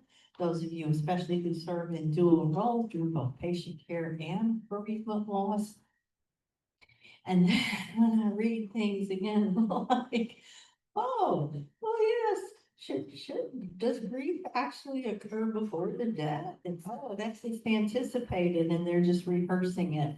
And it is so much more. We're gonna focus on, take those same concepts from the last hour and a half, and we're gonna apply them across the board to the continuum, but really focusing on the earlier parts of the journey. Now, CMS, Centers for Medicare and Medicaid, Centers for Medicare Services, the hospice conditions of participation, the COPS. Everybody in this room should know what the COPS are, because you don't get paid for Medicare unless your organization is tending to those conditions of participation. This is straight out of the COPS. The word family is in there 423 times. How do I know? Because I did a search and it counted. Okay. The words bereavement and grief are in there 153 times. Do they matter? Yes. What does it say? Here is the definition. Bereavement counseling, and again, bereavement has to do with the death of the person, loss by death, okay? But bereavement counseling means emotional, psychosocial, and spiritual support and services provided when, say it with me loud and clear, before and after the death of the patient. It's not saying after the death. It says before and after the death of the patient to assist with issues of grief, loss, and adjustment. Do you hear the word adjust? Well, that was way down the line, third in words, tasks, and mourning, right? Okay, so we're gonna take those same definitions from before, and this is where you own your own learning. I'm not gonna go back through all of those things because you got it down, right? You can just look at the words and figure it out. But to apply these really during the illness and afterwards, here are our objectives across the continuum of care. We are rediscovering our roots and branches. Before I even put this up here, or you probably, those of you who printed it out, I want you to just call out wherever you are, any of those concepts, any of those definitions from before. Okay, just put out a word. I don't, wherever you are. Somebody. Tell me one of those kinds. What's the name for grief that's discounted? Disenfranchised, right? Grief that has not been grieved before, it emerges later. Delayed. Y'all are doing good. All right. What about grief that is like, yes, no, maybe, don't even, ambiguous grief. Great. What is the term for the ways that often, it's often associated with how men grieve? Instrumental. Okay, move that toolbox. All right. What is its opposite for ways that it's associated a lot with women? It has to do with being and expressing. Intuitive, I heard a lot of women saying that. Intuitive and instrumental, and they go hand in hand. They go hand in hand. What were some of, mourning pairs really great with another word that sounds real similar to it. What is the other word? Mourning and mourning. Yes. Something else. Let's see. Collective grief. What is that? Many people grieve the loss of something at the same time. Yes. Okay, so want you to we're gonna take these and we're gonna integrate these. We're gonna use these. Let's see if there was anything else, different kinds. Antecedents, and that's one of my favorites. All right, you guys did great with that. All right, this is about owning your life journey, your professional learning, your roles and goals with soul. Here. Listen, here. Right now, here. Name it and claim it and choose to use. I gotta say this, so this is not an endorsement or anything like that, but, Marquetta mentioned that I had written a book called Music of the Soul, Composing Life Out of Loss. And that was a life goal of mine. And when I finally sent the manuscript off to, Routledge, I went home and I told my husband, I said, I can die now, honey. It's been great knowing you, but I needed to write this book and I can die now. When was I finishing up that manuscript? All of 2005. All of 2005. And I wrote into the preface after the book had already been proofed and all of that, a piece about Katrina. My editor sent to me a photo from the Wall Street Journal. And I wrote about it. And well, shoot, now I'm going down the rabbit hole. Here's the cover. The saxophone player. And he found the photo. It was in response to the New York magazine that had a saxophone player looking over Bourbon Street. So for me to be here with you all takes on just another level of meaning. And okay, at your table, you should have this as one of your bingo cards. So we're taking some of the same stuff, empathy. We haven't really talked about empathy yet. We're gonna go there. But we've talked about antecedents, the dual process of loss and restoration, Worden's tasks 1 and 2, intuitive instrumental styles, continuing bonds, and then some other tools. And I want you to be filling this out, and you're kind of like your bingo card, especially during the piece before death for the patient and the family. Now, I'm just assuming that you're already doing this, you know a lot about this after the death, and so be filling that out. Now, when you fill this out, again, differentiated learning, where you are really adapting this to your own personal roles, your personal goals, all right? So when you write one of these things down, I want you to asterisk it. One asterisk is a basic. This is when you are identifying a person, family, or group with whom you've already used this.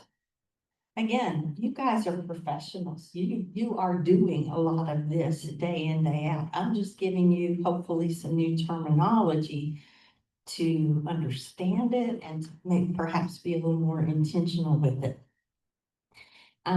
Intermediate is for you to take one of these terms and identify, oh, you know, I'm working with this person, and at our next section, I want to explore this piece of whatever one of those is up there. I have on my bifocals, so I can't read the screen very well right there. The third, or give it 3 asterisks as an advanced goal, meaning, yeah, I know all about this, but I see a real need, a huge initiative, how we need to educate our teams about this concept. Or there is some kind of education community, something we're doing. I want to really take this and run with it. So this is about you owning your own learning, about you really tapping into and claiming, naming and claiming your own roles, your own goals, and then using this. And I've just stood up here and talked all afternoon. It's no good for me or for you, or especially the people you serve. So my hope again is that I'm a catalyst for you to take and use this. Keep moving. Today's hospice families. Do they look like this? No, not. Do they look more like this?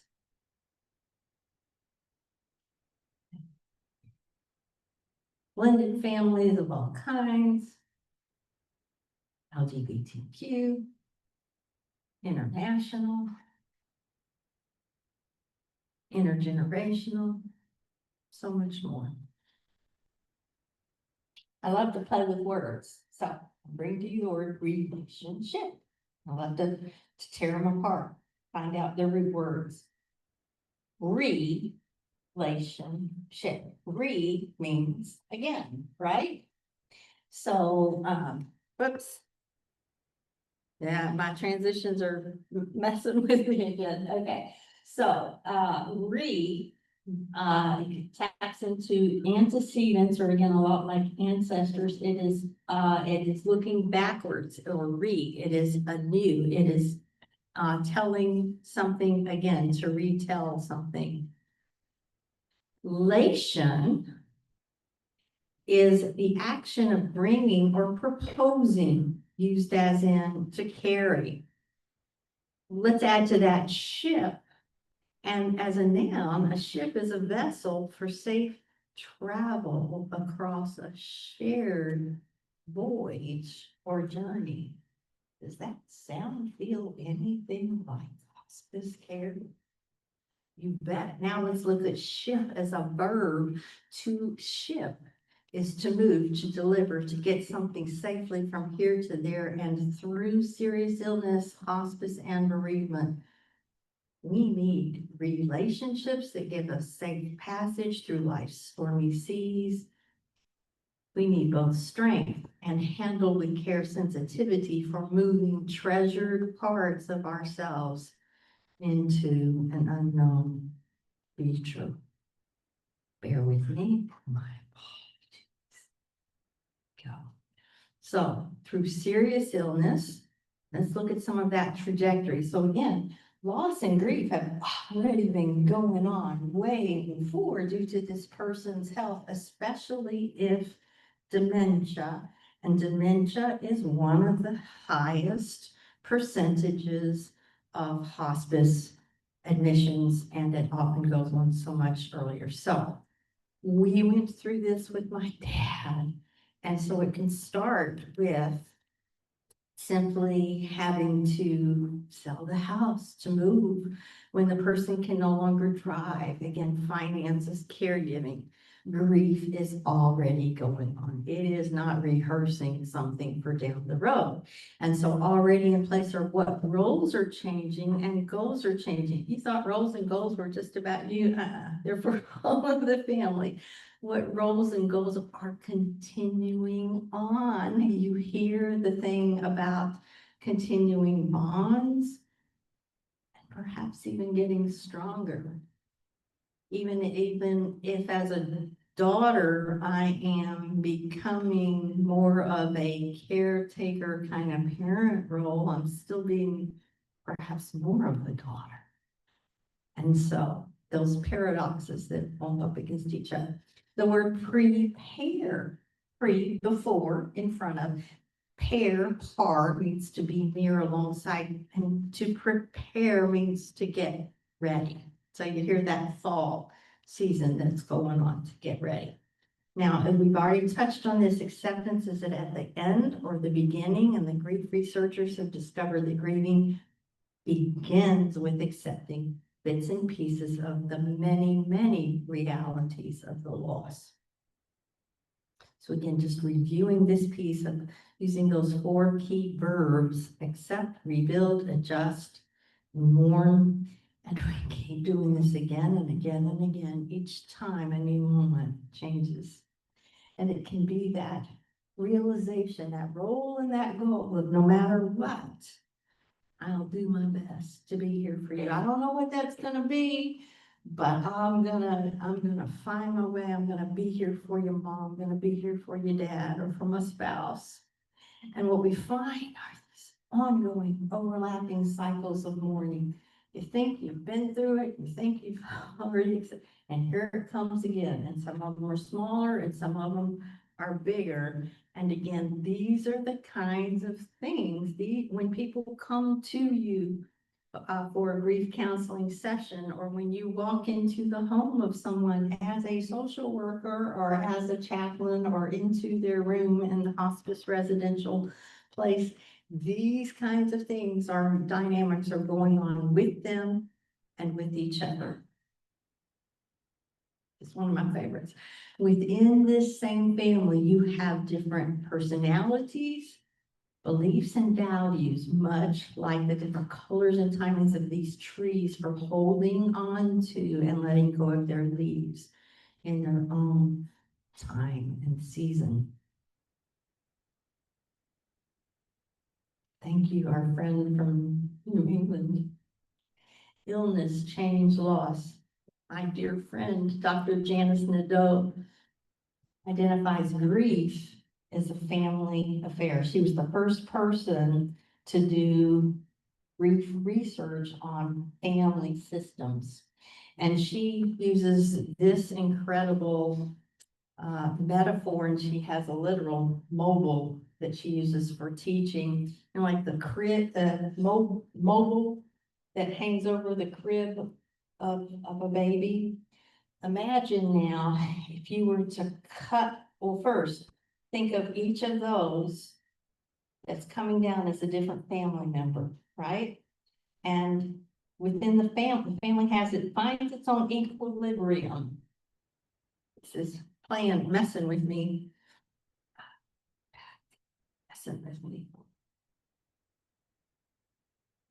Okay, so think of these, imagine adding heavy weights. Think of the illness as pulling you down. And so as that illness pulls it down, what happens to all the other things on that? Well, it gets out of whack, right? Now, imagine what's gonna happen if you were to cut one of those off. And it's just gonna go twirling. And my little graphic's not working because this did do a fun kind of twirling, but so often it is with burdens or loss in the family. And what happens is that family has to find a new sense of balance. So when you're walking in that room and you're just hit with, you know, this person says this and then no, oh no, and there's all this conflict going on. Their roles have shifted. The goals have shifted. They're all each seeing it from their own different colors, from their different perspective, from their different timing. And they have the task of trying to find a new equilibrium. And sometimes it works and sometimes it doesn't. And there are so many things that we can't fix for other people. We can't. But we can be a safe, trusting person to help guide them through. Hospice care.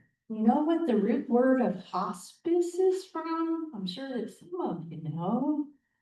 Comes from a Latin word, hospitium. The first hospices were in the Middle Ages. They were tended by monks and nuns for families that were on life journey for the Crusades, and a family member would be ill and dying, and so they would stop at the monastery who would take care of that person, and then the family would continue on their journey. What a powerful word for Dame Cicely Saunders to have used for the new hospice movement. Guess what other words come from that? Hotel.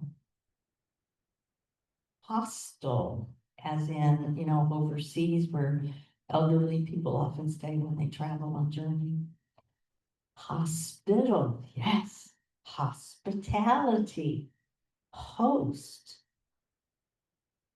Hotel. Hospice care is about hospitality. It's about life journey. It's about whole person care, whole family care, and love and loss are hand in hand. You and your interdisciplinary team is supposed to be whole person care from and for the whole team. Again, how often are bereavement counselors just cut off? You do your own thing, do ours, whenever the twain meet. And each team member encounters grief. They, especially the aides, our nursing aides. Man, are they ever disenfranchised? Do we discount them? Each team member encounters grief and it's so much more than anticipatory. And here's my question to you. What grief beliefs and skills do they use? Have you taught them anything in your role as the grief expert? What have you taught them? Are you teaching them about grief loss? Are you teaching? Is your organization teaching and expecting them to use just the 5 stages of grief? Or is there more of a wealth of resources? Hopefully the information today is much more like a good, healthy menu where you pick and choose what you need for the different persons and different times. Okay. Important. Hospice care. Already the length of stay is so short. This is from the MedPAC July 2025 data book and the 2024 edition for hospice facts and figures from the LMHPCO put out. We put out every year. And so 10% of patients, this is nationally, die within 2 days. My goodness, how much can you deal in that point when you have to deal with actively dying and, you know, pain management and so on. 20%, let's add to that. Now then, 20% of patients die within 5 days or less. So that's the 5 days and, you know, those if 2 days or less. Half of all of the patients that we are serving are dying within 18 days or less. That is a whole lot of stuff that has to happen within those 18 days or less. Let's put that into some perspective. So today is October the 23rd. I counted back 18 days, and if my counting was right, that means that patients of all of the patients in the United States that were admitted on Monday, October the 6th, already half of those people have died. Wow. Let's move forward. Okay. Hold on. So what losses are the family experiencing now in the present and not just anticipating the death? What pieces of acceptance have been kicking in for different members at different times? What patterns might you be seeing of intuitive versus instrumental styles of grieving? Who is interacting with the family members and what grief training do they have or not? What resources and support do you have for family members who never get to meet the team? Again, I'm passionate about this because all 4 of our parents have died. We were long distance for 3 of our parents. Then we moved my mom into our home from North Carolina to Louisville with hospice care. And then we were long distance from everyone. Nationally, as I work with hospices and their grief programs, and I mentioned, oh, no, I'm like, what? So what do you do for your team members who never meet with the team, for your family members who never meet? Oh, nothing. I don't have time for that. Well, absolutely. I still lost my dad. I was still the daughter losing my dad. My husband was still the son losing his parents down in Texas when they died. And there is still information, there are resources, there's things that can be done effectively, efficiently, and in empowering them. 18 days from today, of all of the patients admitted to hospice care today, by November the 10th, half of them will die. That is a whole lot of stuff to be doing in the meantime. These are all important moments for family and friends to be in their grief, to give voice and to do actions that matter. Do you hear again those intuitive and instrumental styles? So I bring this to your awareness again, your bingo card, to take these and apply this to people that are in that 18-day time frame for you, or when you go back to work on Monday. And you see this term, we haven't gotten to empathy yet, we will, but you're aware of so-and-so, oh yeah, they mentioned that they had a teenage son who was killed in a car wreck 15 years ago, but 3 of them had mentioned that. Oh, or 2, that's important, okay? Use this as your own map, your own guide for yourself to be applying this information to the people that you serve. Again, those 3, those kind of asterisks. This is something I've used within myself, or this is something I have used. That's 1. Number 2 is this is something I will use with a person or a small group. And 3, the more advanced goal for you in your role is oh, I want to explore this more. I want to create some kind of a really big initiative around this and propose this to the leaders at my organization to train staff on whatever it is. Okay, whoops, there's that piece. The word, I want to reframe the word, I'm fine. When we hear people say that, oh, we say it ourselves. It doesn't mean they're in denial. It might mean they're saying, I'm okay. I'm fine. Can you relate that to one of those concepts we talked about last hour? The dual process of loss and restoration. I'm fine. Now, here's my phrase with that I often say is, and fine has hope. So the people online, I'm doing my hands out. See if I can do this like this, okay? And fine has a wide range. You hear how I'm validating that? And it opens it up for it to go a lot of different places.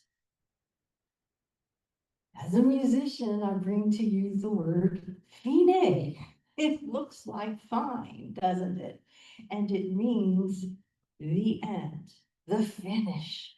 And everything is driving in a great Beethoven's sonata or symphony.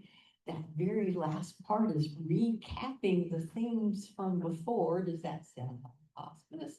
It has a coda where everything is driving to the, and it might have a big finale finish or it might have a quiet, but you know that it is the finish, the fine, the fine. Whoops, we talked about a good death and I almost had one just there.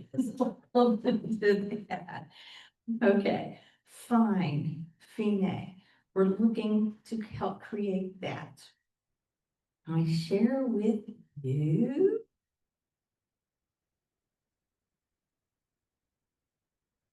Okay, had to stop and see and refresh myself that I'm losing the sound on this.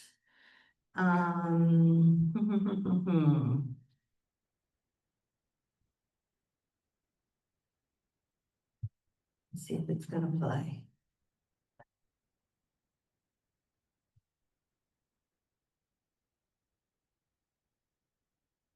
It's not playing. Okay, you can see the visual, right? Or sound for whatever reason isn't coming. You get the text you feared, you call, you hear, the music behind us is pretty good. Can I still get there in time? Do I stay here for now? Or do I go later?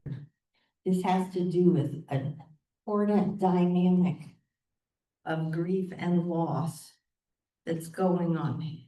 You're trying to decide how far am I? Can I get there safely? This is real time kind of stuff when someone is active, when someone is dying. What timeframes are the professionals discerning?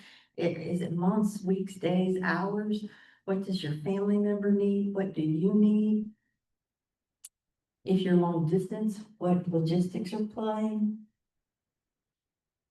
Again, we also, does a caregiver need relief? Do they need support from you? And this is from the perspective of the family member to say these are deeply personal decisions with many factors. What are yours?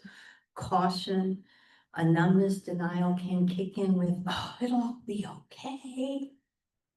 And this is when you, and again, the family needs to ask questions and get information. This says my default speaker has changed. Okay. Ask the family if you're sorry about that. I want to. Oh, okay. I think is sound coming through now? Here's where I'm headed with this. I got sidetracked with when the technology was throwing me for a loop. Do I stay or do I go? Every team member encounters this with just about it, and it's overlooked. We don't pay attention to it.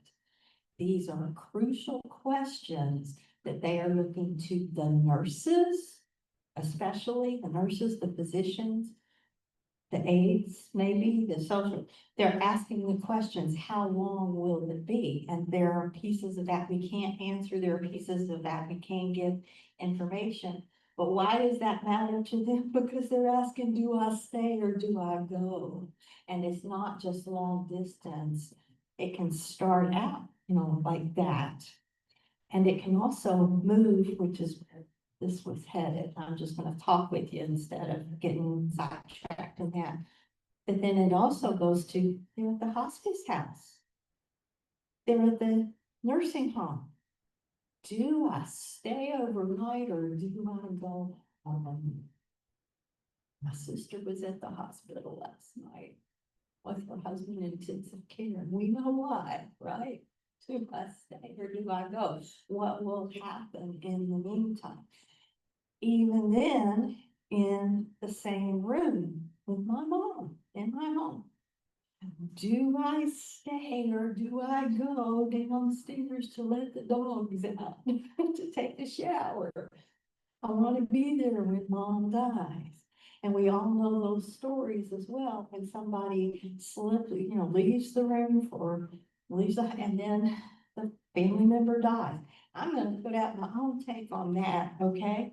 And we know so much about near-death experiences that just perhaps, this happened when my dad died. The family was around my dad, and one of the sisters took my mom out of the room, and dad died. I kind of think, knowing my dad, that he just kind of slipped out with mom. He was already kind of up there.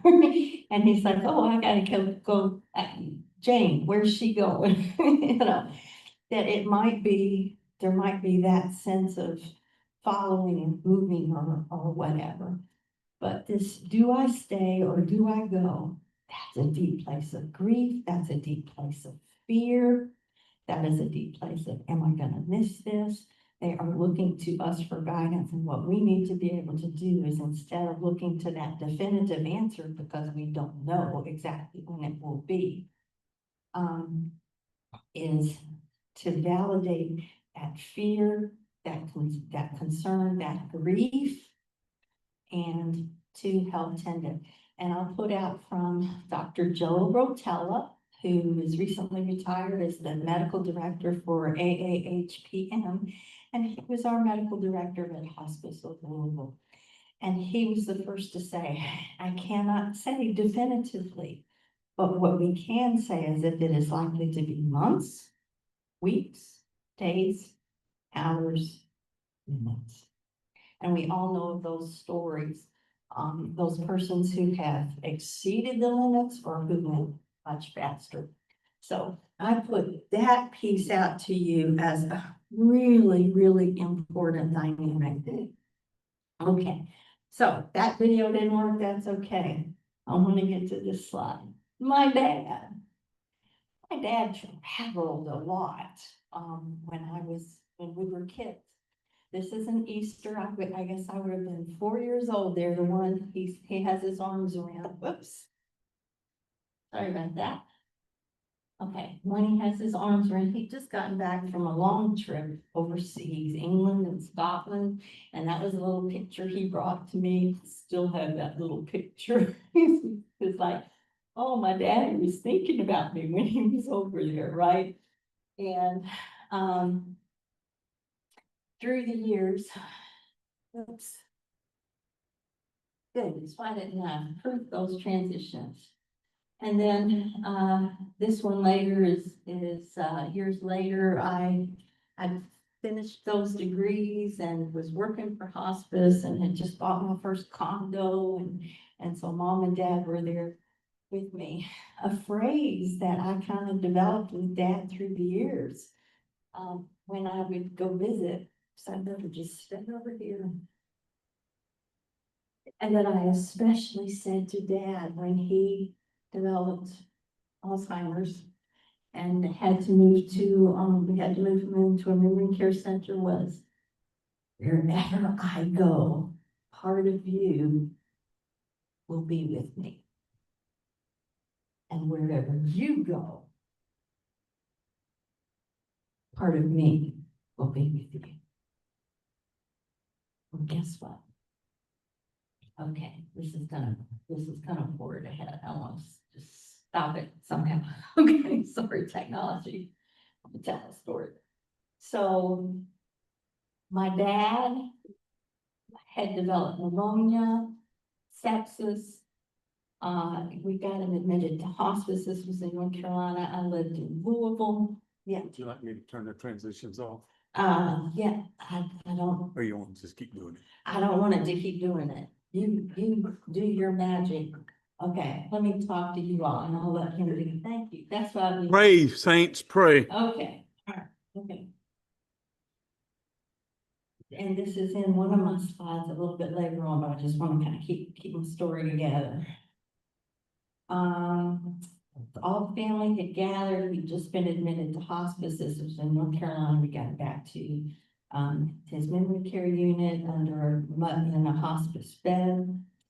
The hospice nurse was saying, oh, it's gonna be at least a week, probably 2 weeks. And she said it with that real definitive piece. Now, something in me didn't think it was gonna be that long.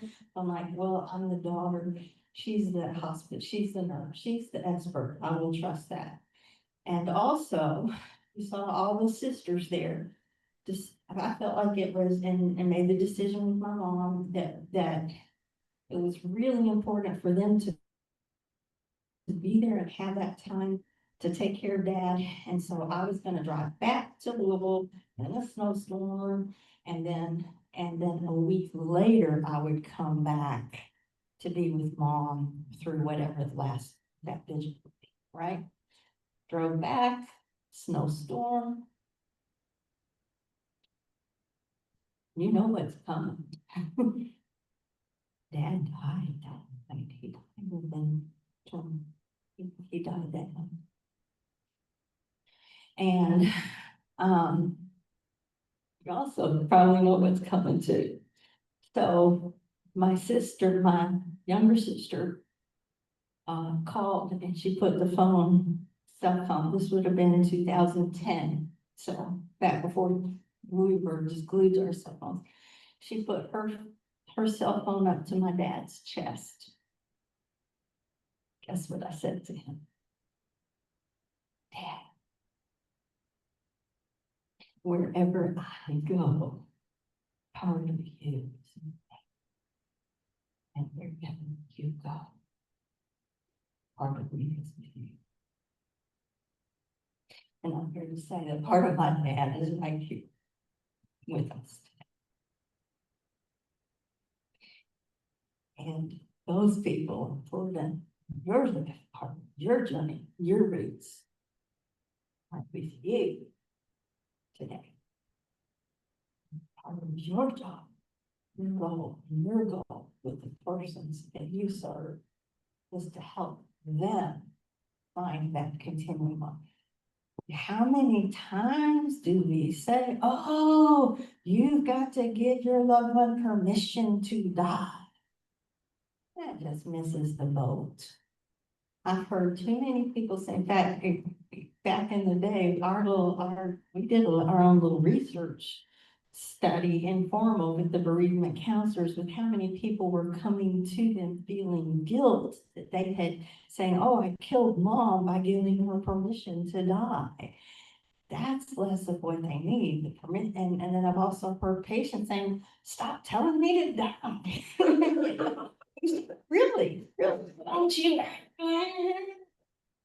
As a chaplain on our inpatient unit, to everything, there was a season of time, and I would use that, and I'd say, this is your, sorry, I'm not saying it really is.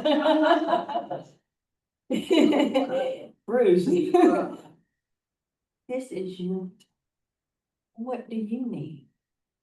And even if somebody is unresponsive, if you need to hold on, you hold on. If you need to let go, let go. This is your life. This is your.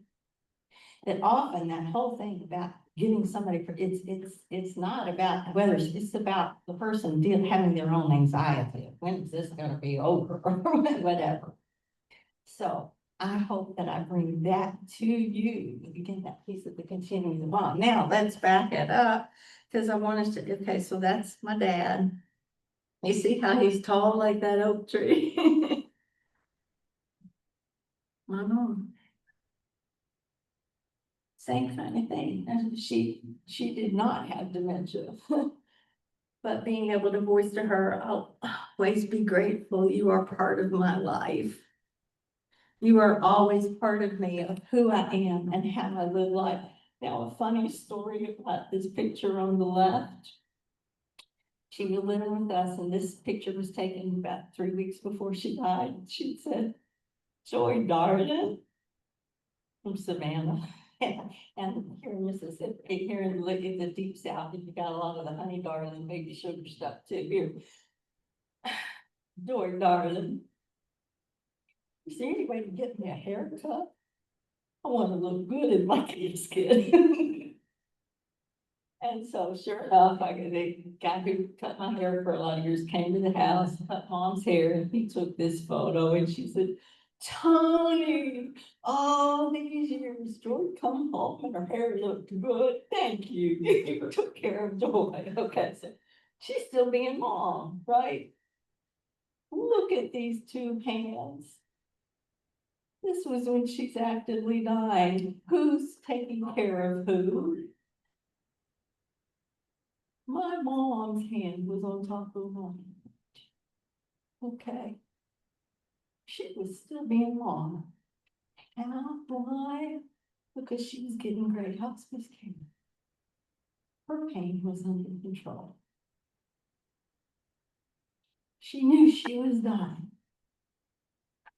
And so it's not just it's not just me anticipating that, oh, she's not going to be here.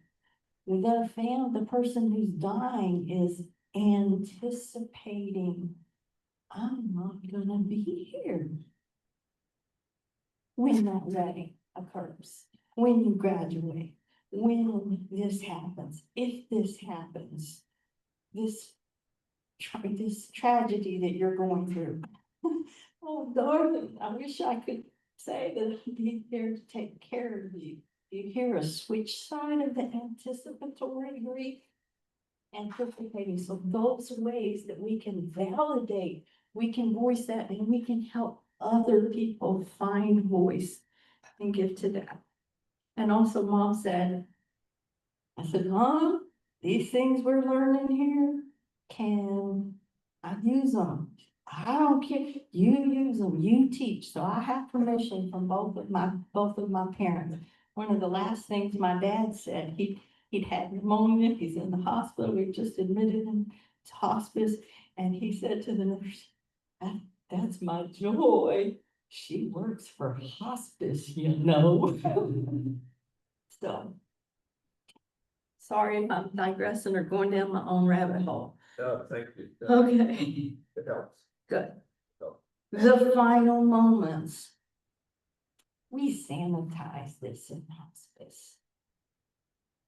Now, back in the day, as a chaplain, I was just expected, part of the job, that we attended X number of on-call shifts. When somebody died, we went. Wasn't just the nurse, and back in the day, we actually went and oftentimes were the only person there. Now, a nurse has to come in, but Tammy, you're not even in as well, all right?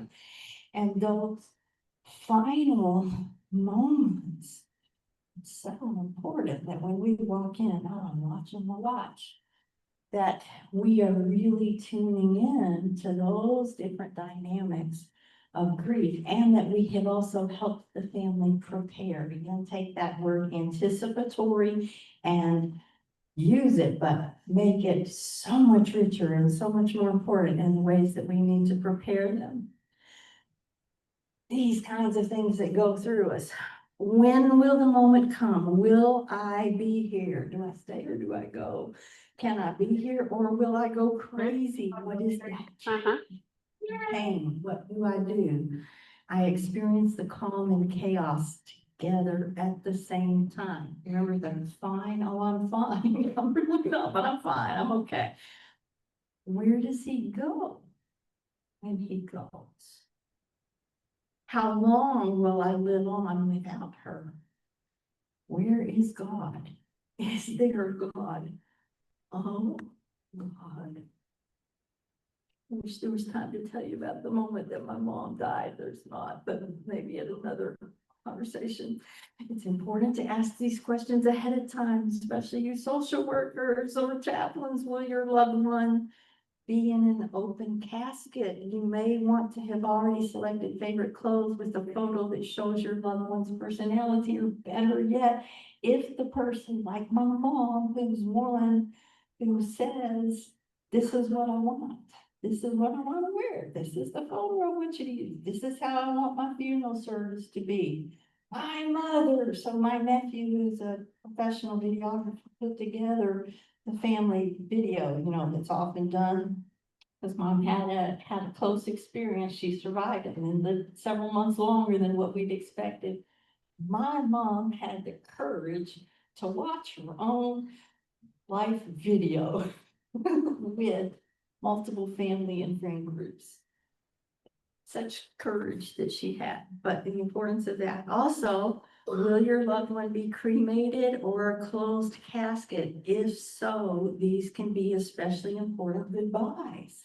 These happen all the time in families, and so then the person dies, that person, long distance or even close by, and they're not called to come, they never got to say goodbye. I'm coming back over here to Bruce. To touch that hand again, to have that visual, visible. You all are in places, those of you who are doing direct care, or who even as bereavement grief counselors, to educate teams and staff to be sure that these kinds of, that they are aware of this. Encourage and empower timely, personalized goodbyes. These are crucial times for each and all. Encourage the family to decide a phone tree of communications. Easy teaching tool. Hold up your hand. Got it, okay? Each finger is one of the persons who's closest in, okay? Spouse, son, daughter, and that best friend, whatever. Then each of these has their own network, right? See how the hand that comes off of these, it kind of goes on for infinity. This is a really important tool for people to decide that communication tree, because the last thing you need to do is be overwhelming that primary caregiver with having to reach everyone. And in this day and age, it also needs to be decided ahead of time. Social media. Social media. And let people know definitively, do not post anything about this until so-and-so, until so-and-so posts it first. Okay? I cannot emphasize that enough. I'm sure that we all have our own, trauma stories that we know about personally in our own families or friends.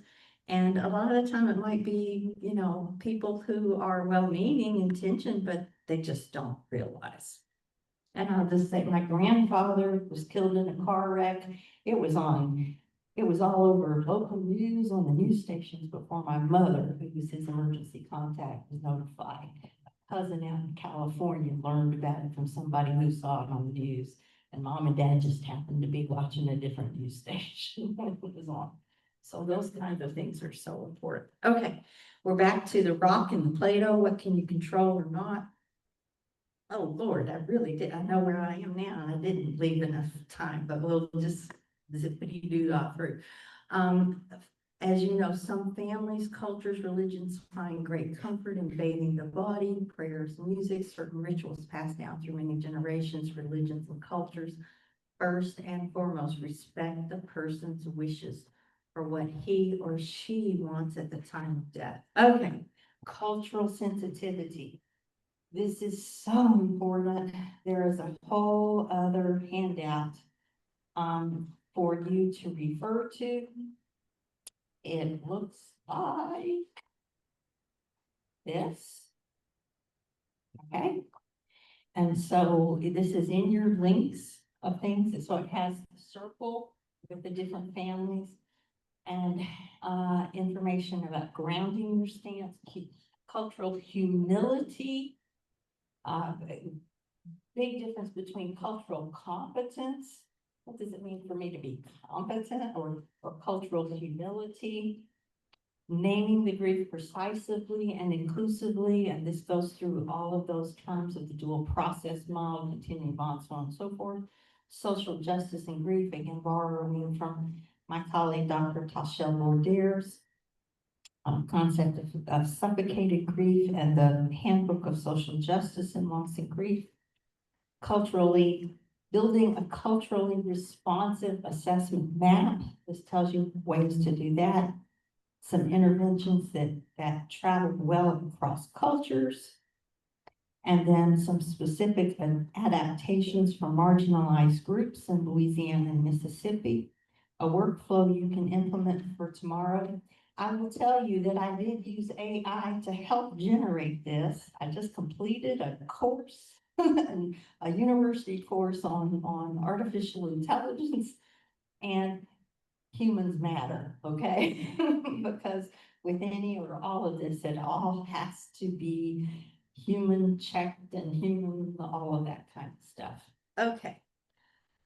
Cultural sensitivity. Oh, this photo right here, with our roots and branches. Wish I had had that up there a lot longer. I came across this photo just earlier in the week, and it was, I shared with one of my sisters, and I said, this is Dad. So here are these. Okay, here's the new book coming out. Okay, empathy. We've got, I have 3 minutes to teach you real quick about empathy. We think, that phrase about walk a mile in somebody's shoes, or empathy is feeling it just like another. Is there any way that you can walk in the shoes of everybody you serve? Is there any way you can feel it and know it from their perspective? No. And if you did, you'd get enmeshed in it and you'd absolutely burn out. So this is a really important concept. And again, one of those things that I hope somebody will say, oh, I really want to teach staff about this. I want to explore this. I want to use it. Daniel Goldman, who developed these, is also the originator of emotional intelligence. Okay. This is evidence-based stuff. 3 kinds of empathy. Cognitive, which is in your head. Emotional empathy, the heart, how you feel it, and empathic concern, your hands. as in taking action with it. So cognitive empathy, whoops, there you go. Cognitively is, I don't have to see it the same way. Think of this in today's political environment. I don't have to agree with you, but I need to be able to see this from your perspective. I need to be able to hang in there long enough to ask the questions to, again, cognitively, I don't have to agree, but I need to be able to see it, to understand it, to name it. And this is so important in families, especially emotional empathy is feeling what another feels. Now, this will get you that fast connection. And as bereavement counselors, you know how important this is. There's a big caution though, because it's with this emotional empathy where we feel it, that we can get enmeshed, we can get hooked, and we can overstep our boundaries. And we're going to talk about that more in the next session. As we wrap things up about taking care of ourselves. Empathic concern is sensing what another needs and giving wise, compassionate action. So empathy triad, head, heart, and hands. Daniel Goldberg, and I put forth that these are actually plan of care, the patient's plan of care. So have fun playing with that. Empathy, again, is also about getting it from the other's experience. These are my own core principles from my book. Core principles, care. First, it starts with basic care and then giving the other person ownership of their own experiencing, respecting it. Re means again, right? Spec means to see. Respect is to see something again, to see it from the other person. Spectator, perspective, spectators, respect, and then empower. Healing techniques are to first hear what someone is saying. Oh, tell me more, help me understand, explore it, affirm it, validate it, and again, to agree, you're affirming that this is that person's experience and to learn from them and be present in the present. Now, bereavement, I just really didn't even go down this path for this part because to me, it's so important that we really get our heads and hearts and hands around this whole piece about grief happening during the serious illness, during the hospice care, that condition of participation, that we must be providing this, and it needs to be far more than the 5 stages of grief. And the CAP survey has this question: does your hospice team say, in the weeks after your family member died, how much emotional support did you get from the hospice team? Usually nothing. Usually nothing. I've heard so many people say, the nurse, we never even say goodbye. Well, the organization not only doesn't support it, but doesn't allow them. So how does your interdisciplinary team say goodbye to the family in some kind of a way, and how do they deal with their own grief? We're going to talk about that a little bit. Okay, this was your bingo card or your map for yourself. So we've had roles and goals on your own, name it, claim it, here, voice your choice. And we're going to take a break and come back with peace in the pieces and wholeness in the wholes. How are you doing? Okay. All right. See you back 4:15.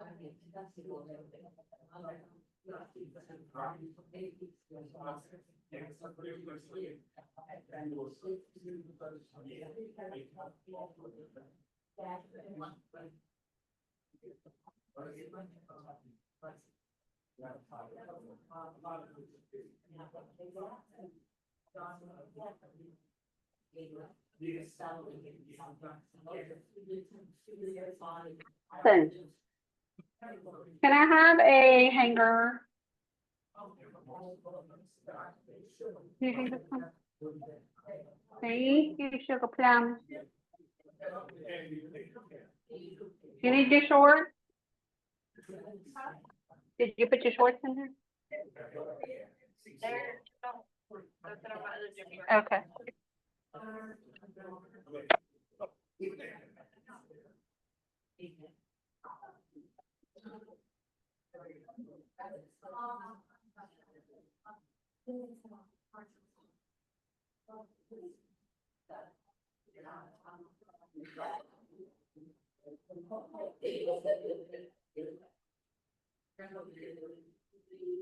Addie.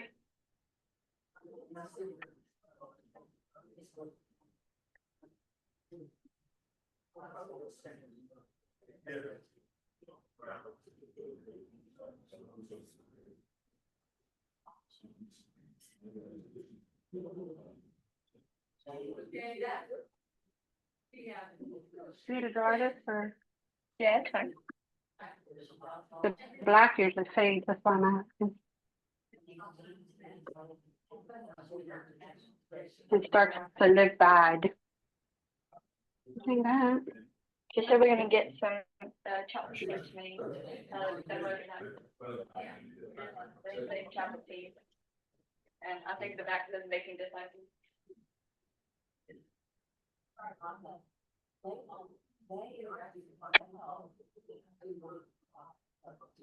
Right.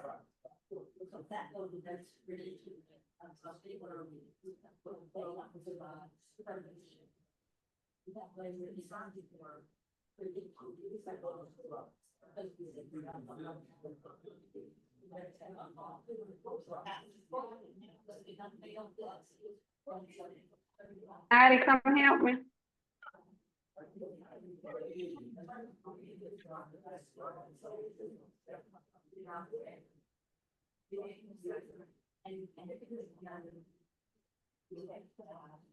Addison.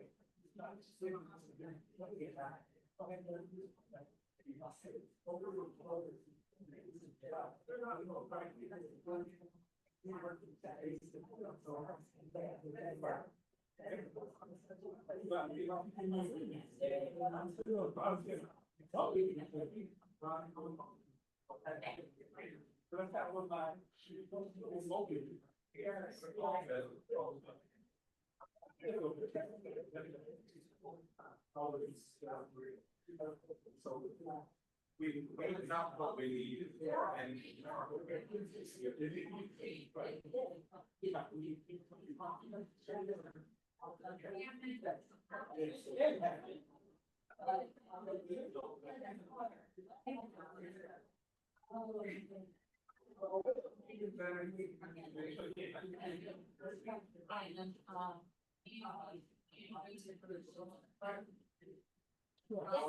But I don't want to interrupt you. Addison.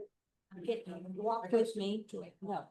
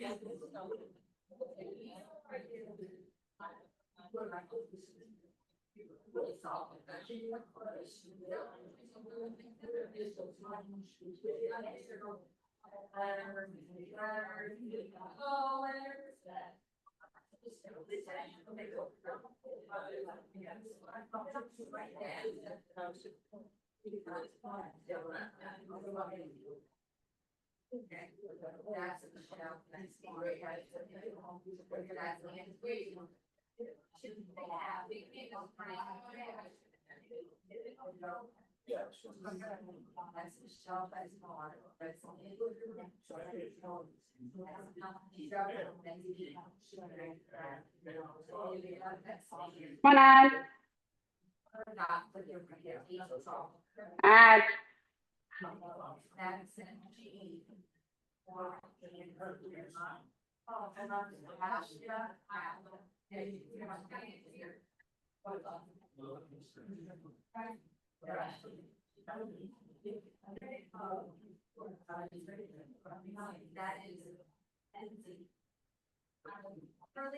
Okay. All right, put that in the bath, in the kitchen, sorry. You come back for these. And we're gonna go. Cass is coming.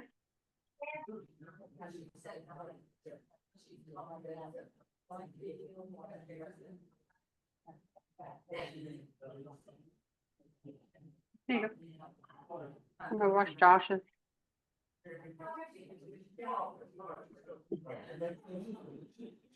Yeah, it's right.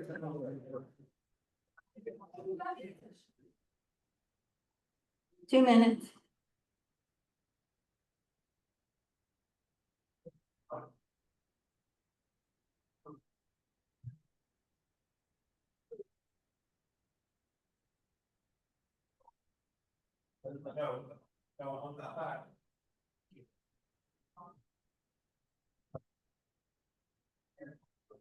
Okie dokie, Smokey. You have a water?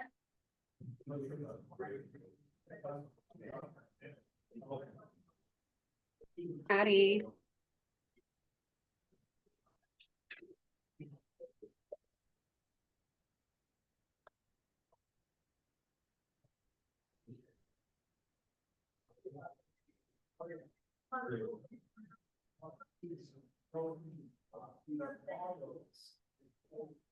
Where's mine? Did I leave it in the car?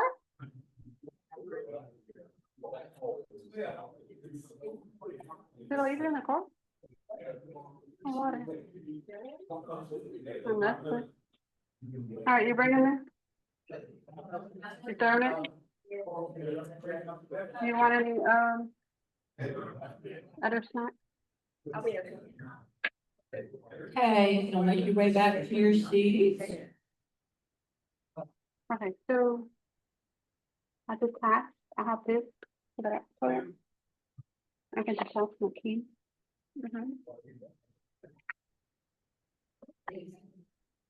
So if we need to go start the call, we leave this, okay?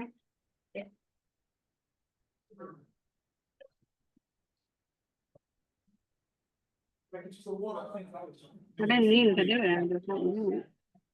And I'm not carrying Daddy's keys around.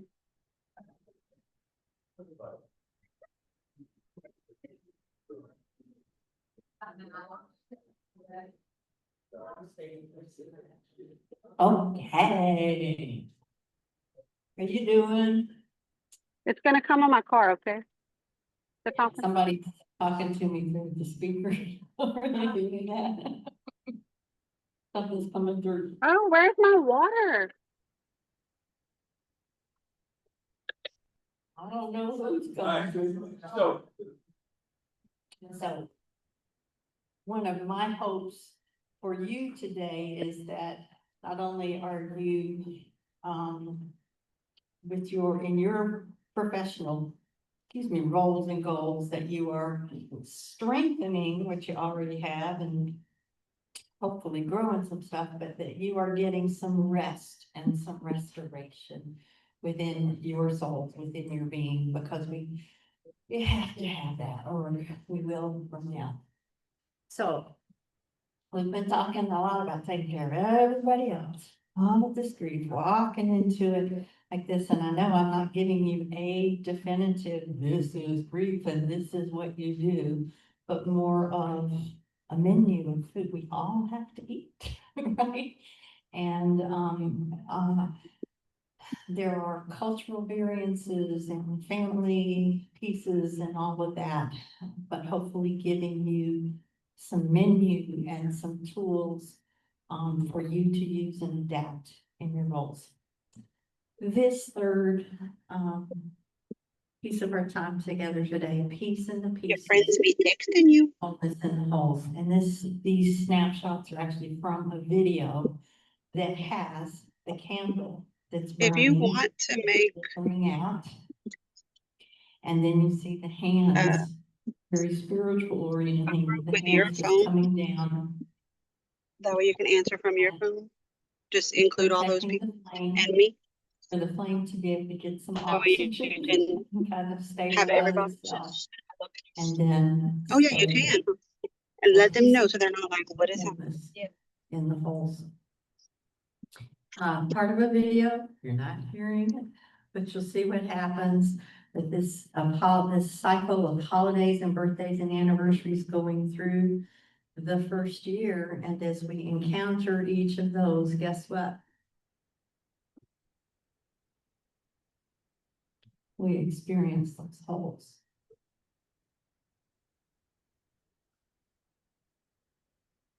Can't take it away. Can't just fix it. You need to be able to be in it and acknowledge it, and for other people as well.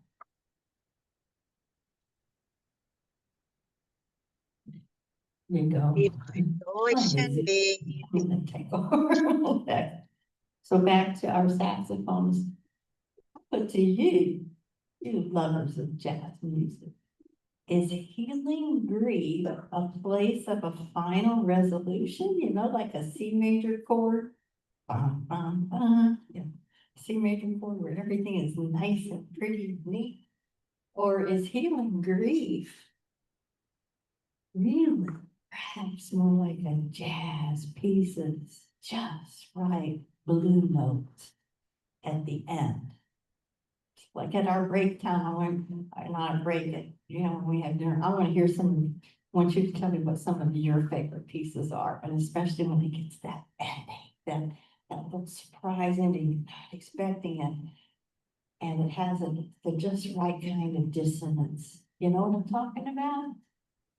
That's what I'm talking about, wholeness, wholeness, and peace and pieces. When we can name it and be in it and find the beauty in it. I'll go back real quick to my years as a pianist. That's about as perfectionistic as you can get, having to memorize all of that and perform it. And I loved it and all of that, but it can turn me into pretty much a crazy perfectionist. I learned through being a pianist, and then I learned, especially in my hospice work, that life and living, music, and whatever, it ain't about perfection. You can get all the notes just right and miss the music. It's about artistry. It's about excellence. When I get to the end of my life, when I get to the end of any day, have I done all of the to-dos on my list? Usually not. But did I choose well? When I get to the end of my life, will I have done everything? Probably not. Will I have chosen well? Hope so. When I get to the end of this session, will I have covered it? Yeah. Did some technology go wrong? Yeah. Okay. Let it go? Yeah. Did we spend this time with a sense of artistry? I hope so.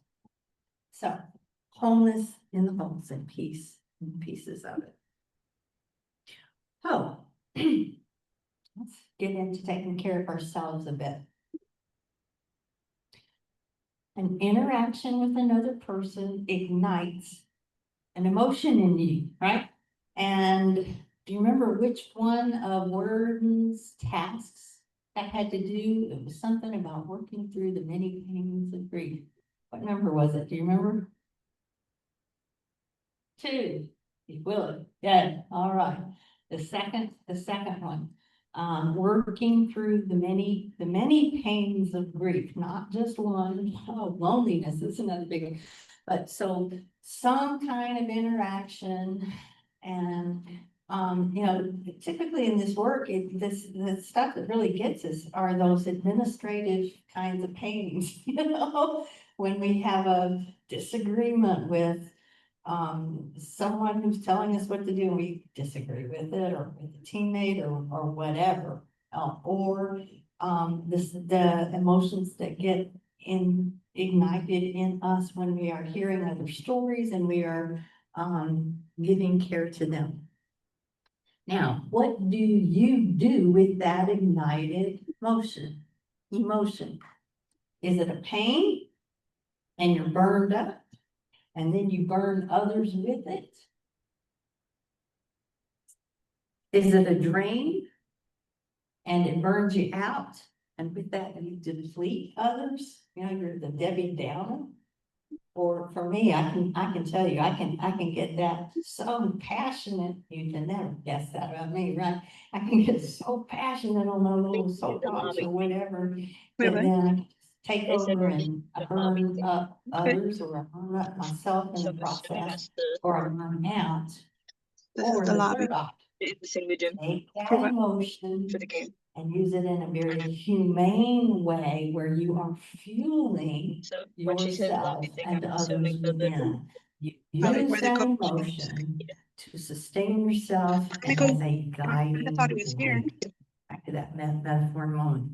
You So sure? first, name it and claim it, and this is a little mnemonic, memory device that I created. My very first unit of CPE, clinical pastoral education in a psychiatric hospital in Louisville, Kentucky in 1985. Our supervisor said 4 key emotions and everything comes out: mad, sad, glad, afraid. I was backing up. Oh. Did you just I fly? don't teach children's choirs. I came up with this. F, mad, sad, afraid, glad. Can you sing that with me right now? Mad, here we go, and sing it like we're mad. Mad, sad, afraid. You see how it's just kind of hanging there, right? Afraid, She's a glad. piano player, so Let's do it she's together one more relating time. the Mad, musical notes. sad, afraid, glad. Okay, and this is in your handout somewhere. So This is not even this is a great little thing to teach kids and in the car. What are you feeling? Oh, okay. Tell me more, and then you can go all over the place with that. Now I'm going to add some more depth, emotional intelligence You want to to check or that. you want me to go back where I was? So with emotional intelligence, the first piece is self-awareness, to be able to name it, claim it. Name, I am feeling this, period. Just being self-aware. And then the next piece is to choose what to do with it. It's called emotional regulation. I'm feeling angry, so then I'm aware of that. Now, what am I going to do with it? So these are, excuse me. What you need to do when you realize that you're feeling that is you need to pause. That's the crucial piece of emotional intelligence, to pause, and in that choose what to do, what you're gonna do with it. This takes, these are EI for bigger triggers within yourself. So the complex problem, you name your emotions, you create a big pause, not just a short one. It might mean and then engage your thinking skills. I feel angry. You hear the mad there? You create the big pause and you ask yourself, what's the threat? Wow. You hear how that's going to go deeper? What's causing that? I feel sad. What's the loss? I'll tell you that earlier this week when I found that photo of the tree and the roots, it did me in. I called my sister, I'm missing Dad so much. and so what's the loss? I feel afraid. What's at stake? I feel happy. What do I value? Okay, so let those emotions be a guide for values, for beliefs, for what really matters to that person. And you hear how it is both feelings and facts. It is both realistic and relational. It is both conscious and conscientious. So like that left brain and that right brain together at the same time, those opposites that work hand in hand with us. Now, this one, the humane metaphor, the kerosene lamp. What does a kerosene lamp do with that same fire that's been ignited? It lights things up. And it contains that fire. It's not just leaking out all over the place, where it can catch other things on fire. And it has this wonderful little gauge on it where you can turn it up or down as you need. And that's what emotional intelligence is as well. When we can choose and we can turn, it's like the temperature control at home. Pop it up, turn it down, even within in a small little range there. And like you said, being a guide, it can enlighten you. Play with the word, within, lighten. First is that light, that insight, sight within yourself. And so Your response to this ignited emotion can guide you, it can enlighten you to better see and understand yourself now, in the present. Wow. Oh, but I've already agreed this, I accepted it, went through that acceptance. Why am I feeling this again? Well, it's today, it's now, it's a new context, it's a new relational something, it's a new picture, it's today. It's me here with you. And so this takes on a whole new meaning, reconstruction, and something to do with it. Now that's for ourselves. Think what we could do with self-care. As a child, what messages did you learn about taking care of yourself? This is from evidence-based research, Charles Figley, 1995. So this is 30 years old. And this was his second edition. And he was the first to really do a lot of empirical research on compassion fatigue. You've all heard that term. Through the years, I enjoyed taking it and turning it into compassion wellness.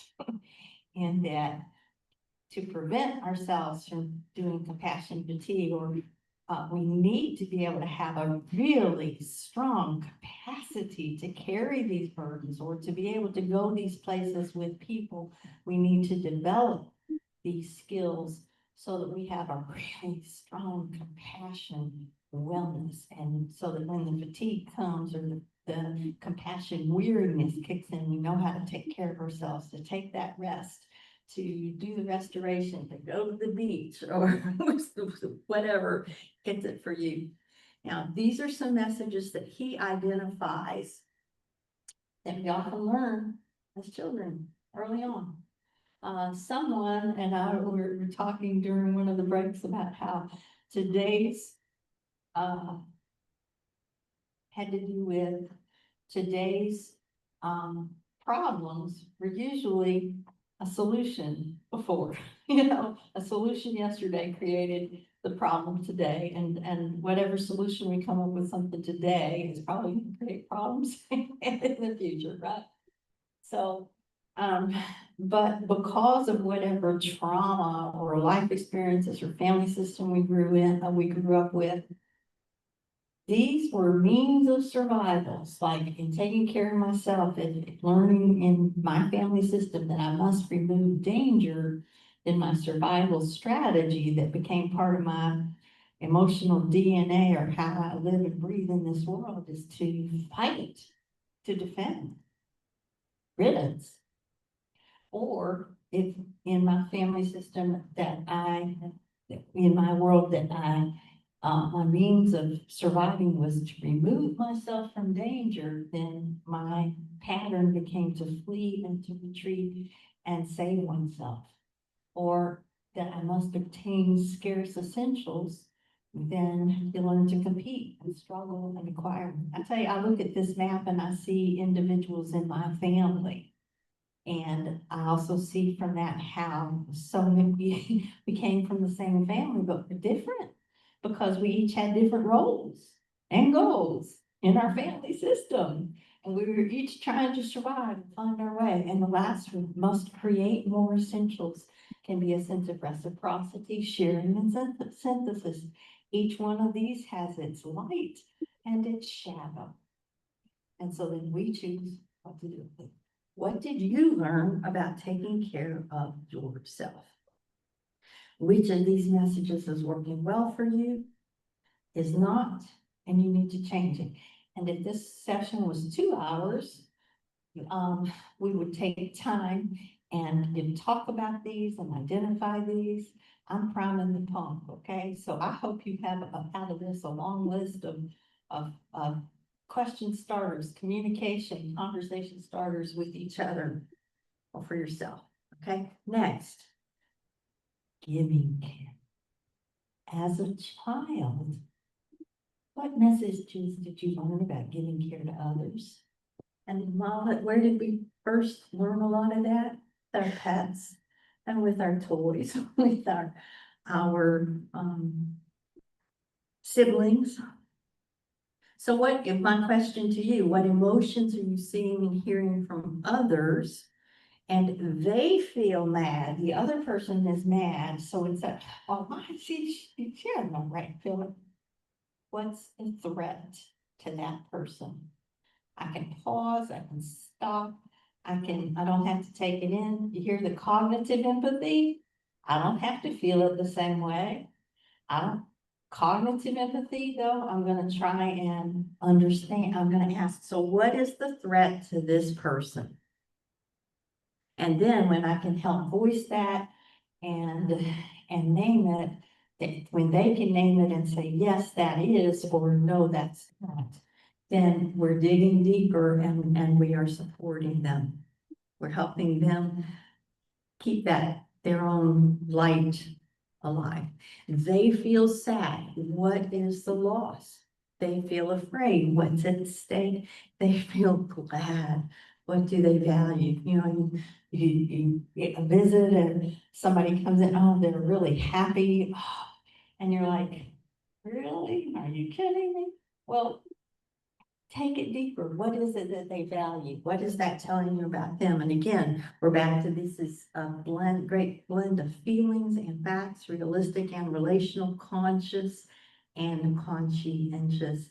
And again, these are adapted from Charles Figley's Compassion Fatigue, giving care to others.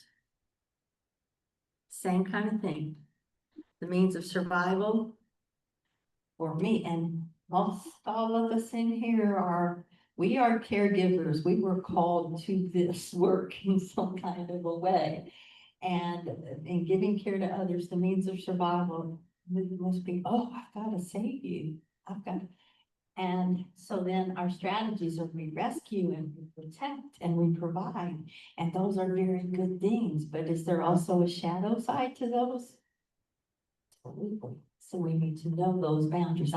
Or we all know those people that I must be saved by others, so they become eternal victims, right? And attaching, they are protected and provided for, and will find ways for that to happen. Or I must achieve a goal, so I become assertive or combative, or I'm always working.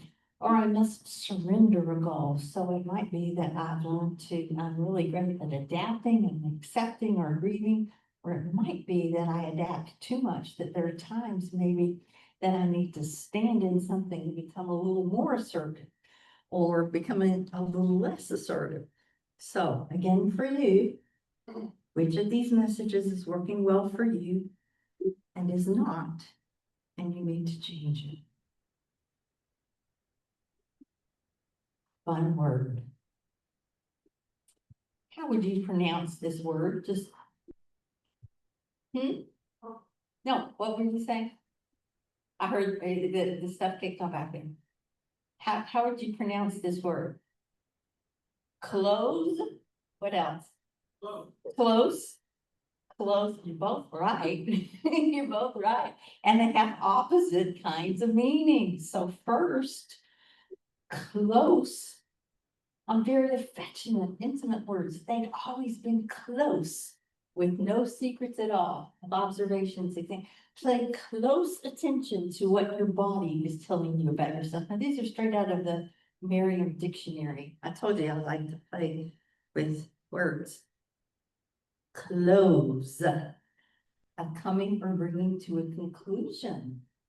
The end of an event. The afternoon drew to a close. To close the door. One's about coming close, the other's get away. Now, there's got to be something more in there. I haven't found it yet, but let's use this. Okay.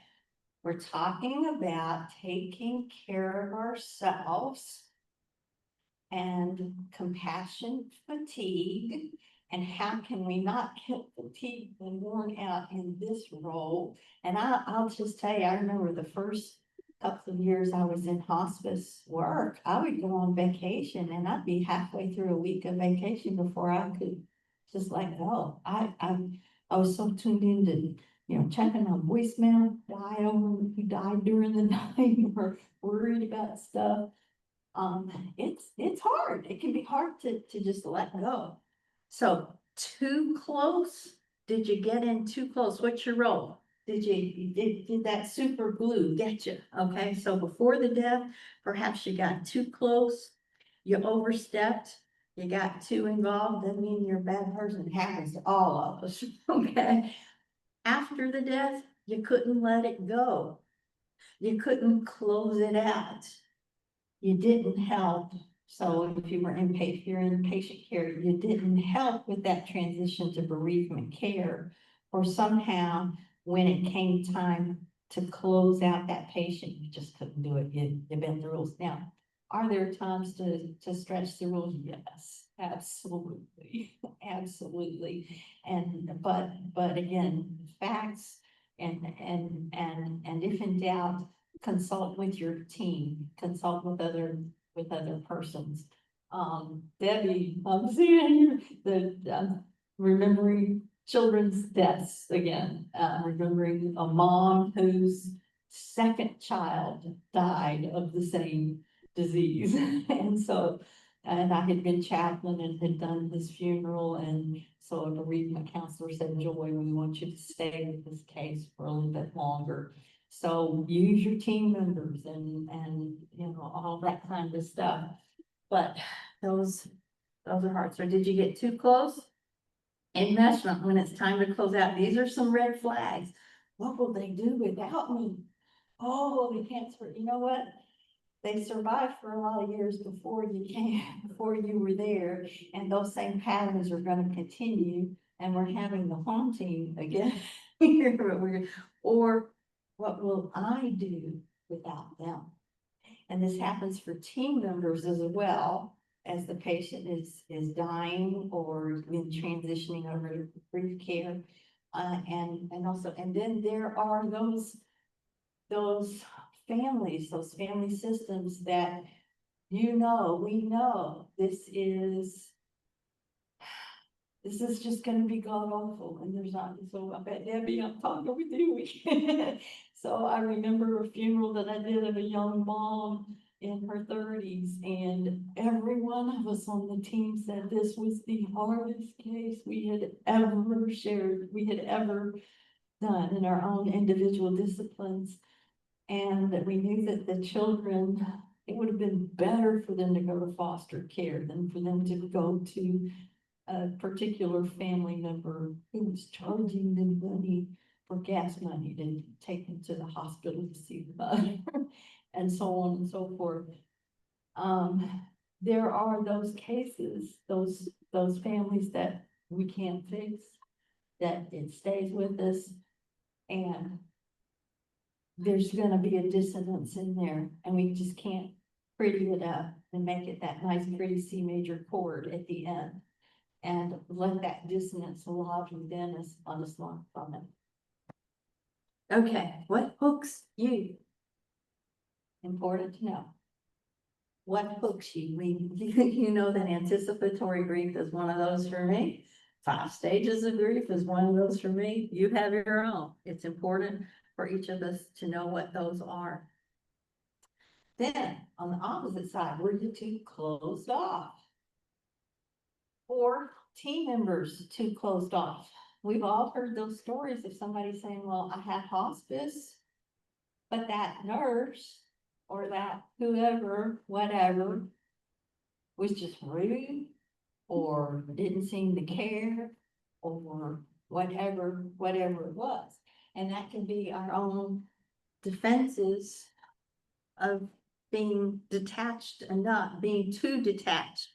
The family doesn't feel cared from you, or you didn't gather enough grief information from the bereavement follow-up for the professionals. And again, that's more like for the team after the death.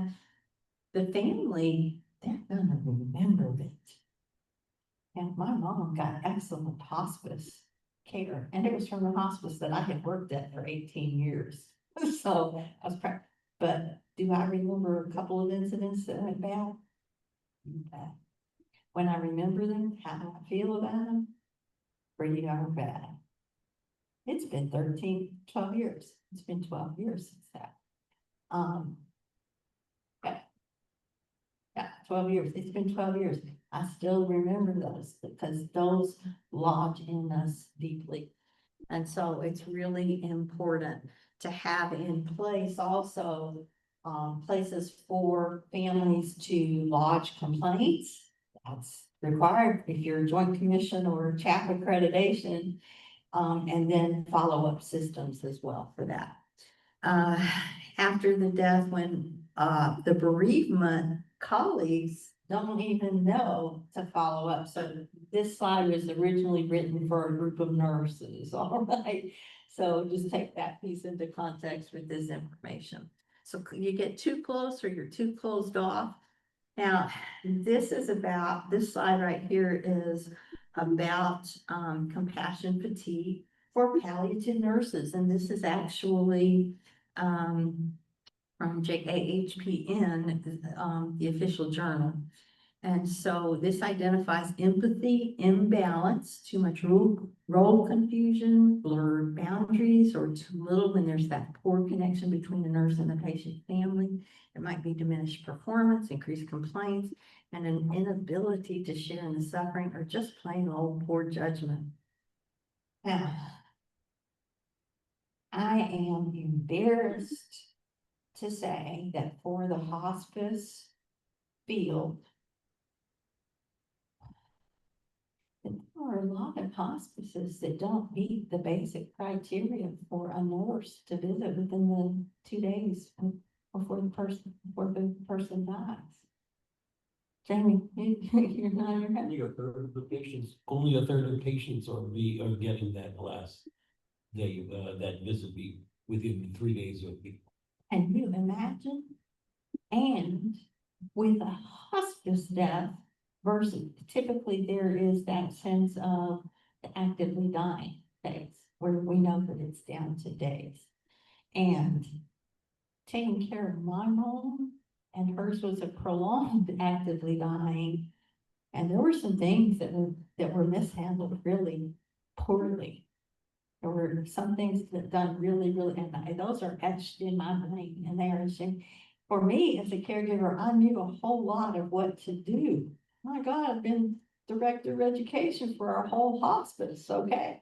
But still, as a daughter, there were things that were so stressful and needed support. And we can't afford to mess it up. We have to take care of ourselves, or else we are doing a disservice to others. So you see how important it is to choose and use those emotions. Keep that fire contained.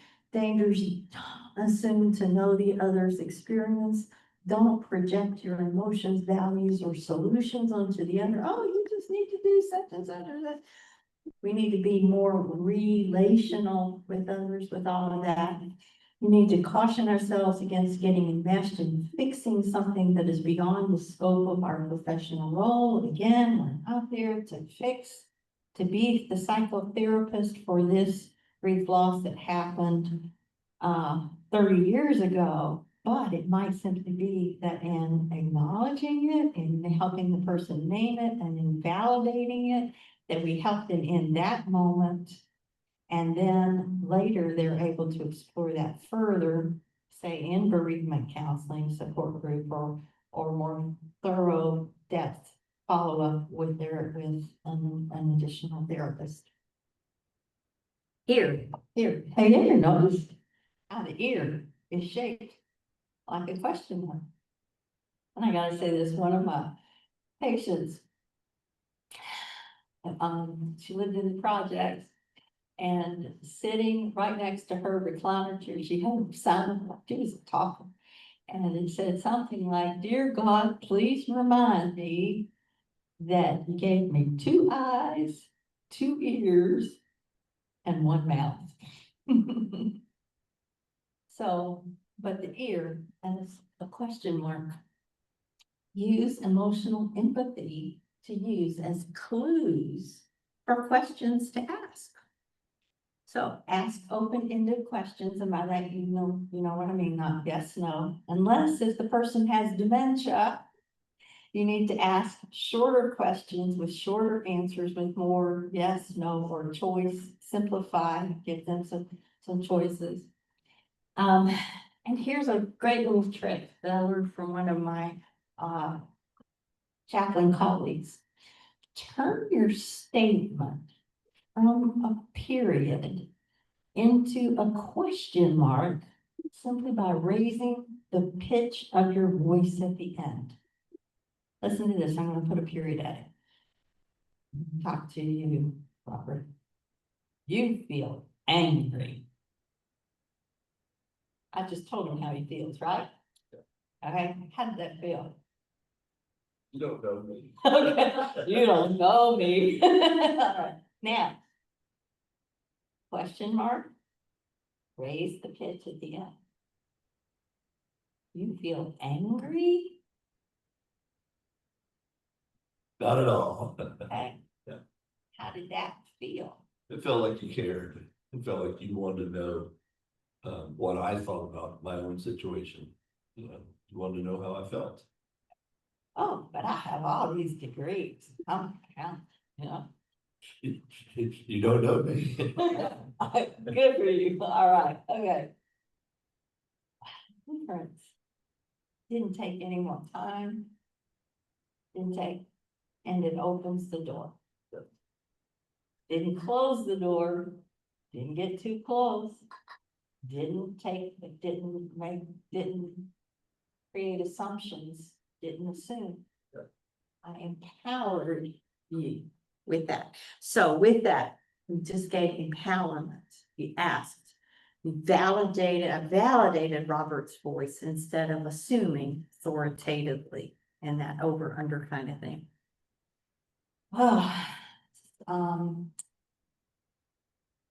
Cooper Anderson has a podcast about grief loss. And for those of you who don't, you know, the CNN reporter, when he was, I think, 10 or 11 years old, his father died. And then a few years later, his older brother, a teenager, committed suicide, right? And so he then poured his life into becoming this fabulous reporter who goes into these war, you remember the thing, save others, protect, you know, whatever. And now, do you remember delayed grief? Years later, especially as he became a parent and then was cleaning out all the stuff from his mother, who was Gloria Vanderbilt. And there's a real humbleness about them, really delving into grief. And also saying in going into the grief, he's also finding joy in life. That he didn't know that the two go hand in hand, the joy, the grief and the joy. But he used this phrase that I had not heard before, soft eyes. This was on my TV, and so I had, you know, one of those things kept reminding me. It took me to write all of this down. But in essence, so he's saying I started 30 years ago as a reporter. I'd been going to these war zones. But soft eyes means that when I meet you, Bruce, I don't just say, oh, well, I've heard all that before. Think of that as a bereavement counselor, as a hospice social worker, as a hospice nurse, as a hospice chaplain.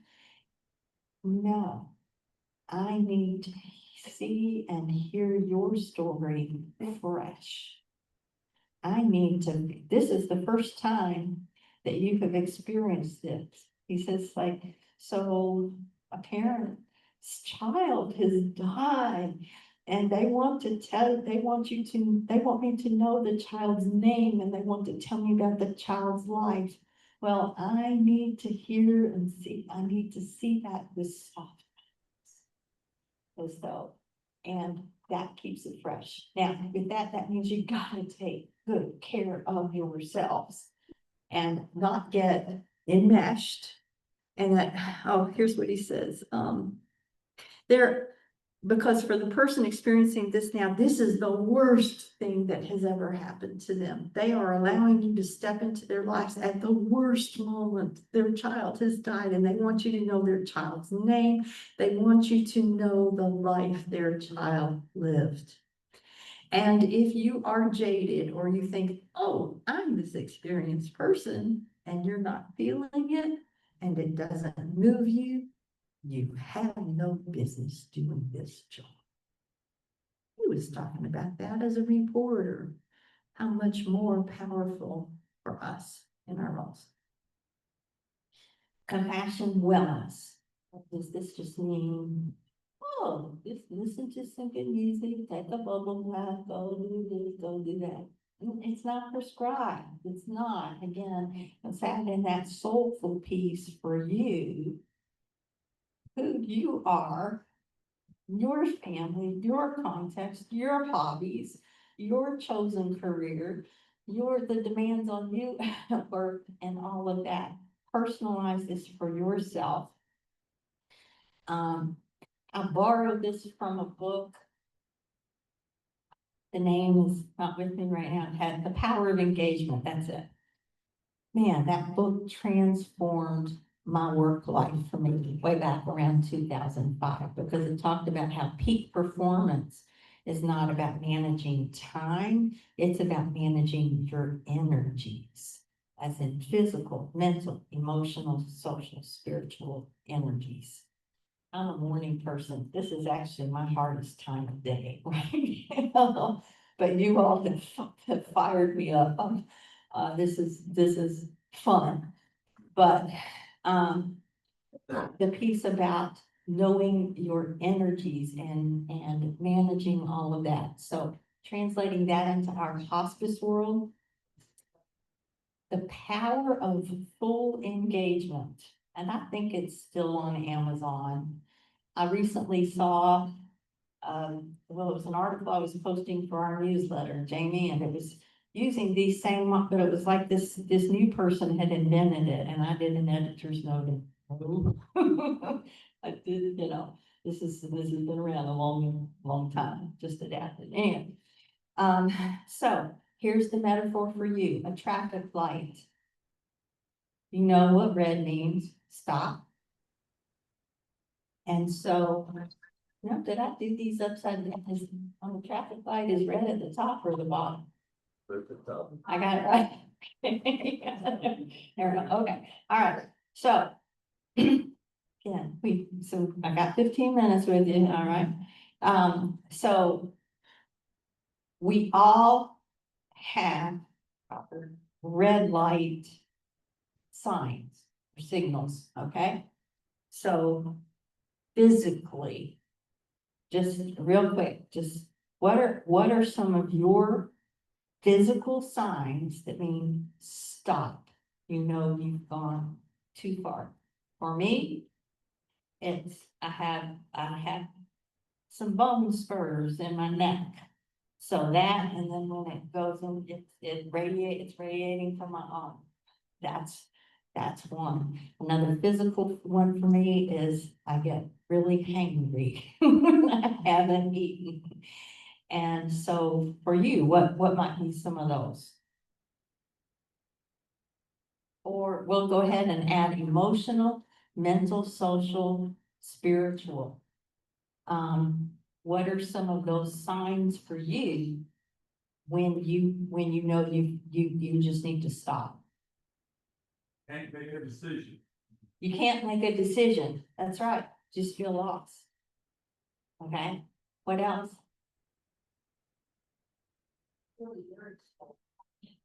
Irritable. Yep. Yep. What else? Out of limit. Can't sleep. Okay. Your homework is to identify these. Just, do a blank piece of paper and draw your stuff, your red, your yellow, and your green. Okay, so then if we take this to the next slide, to the next one, to the yellow, this is a caution. This is a caution, and it means, oh, I might need to stop. I might need to push on through. I might need to push on through. It might mean, oh, I have an extra hour and a half here. It's 3:30. My day finishes at 5. Do I stop to finish this documentation or make this phone call, or do I push it and go ahead and make this other visit. Are you with me? So it might mean there are times that we need to go ahead and slow down and stop, and there are times we might need to push it on through to finish it up. And then similarly, whoo, let's go. Let's go. It's time. I'm feeling energized. I'm feeling restored. This is a challenge, but let's do it. Let's move on with this. So this would be some homework for you, or for you to talk with others, or a great exercise again to do with kids. Great exercise to do with grief support group.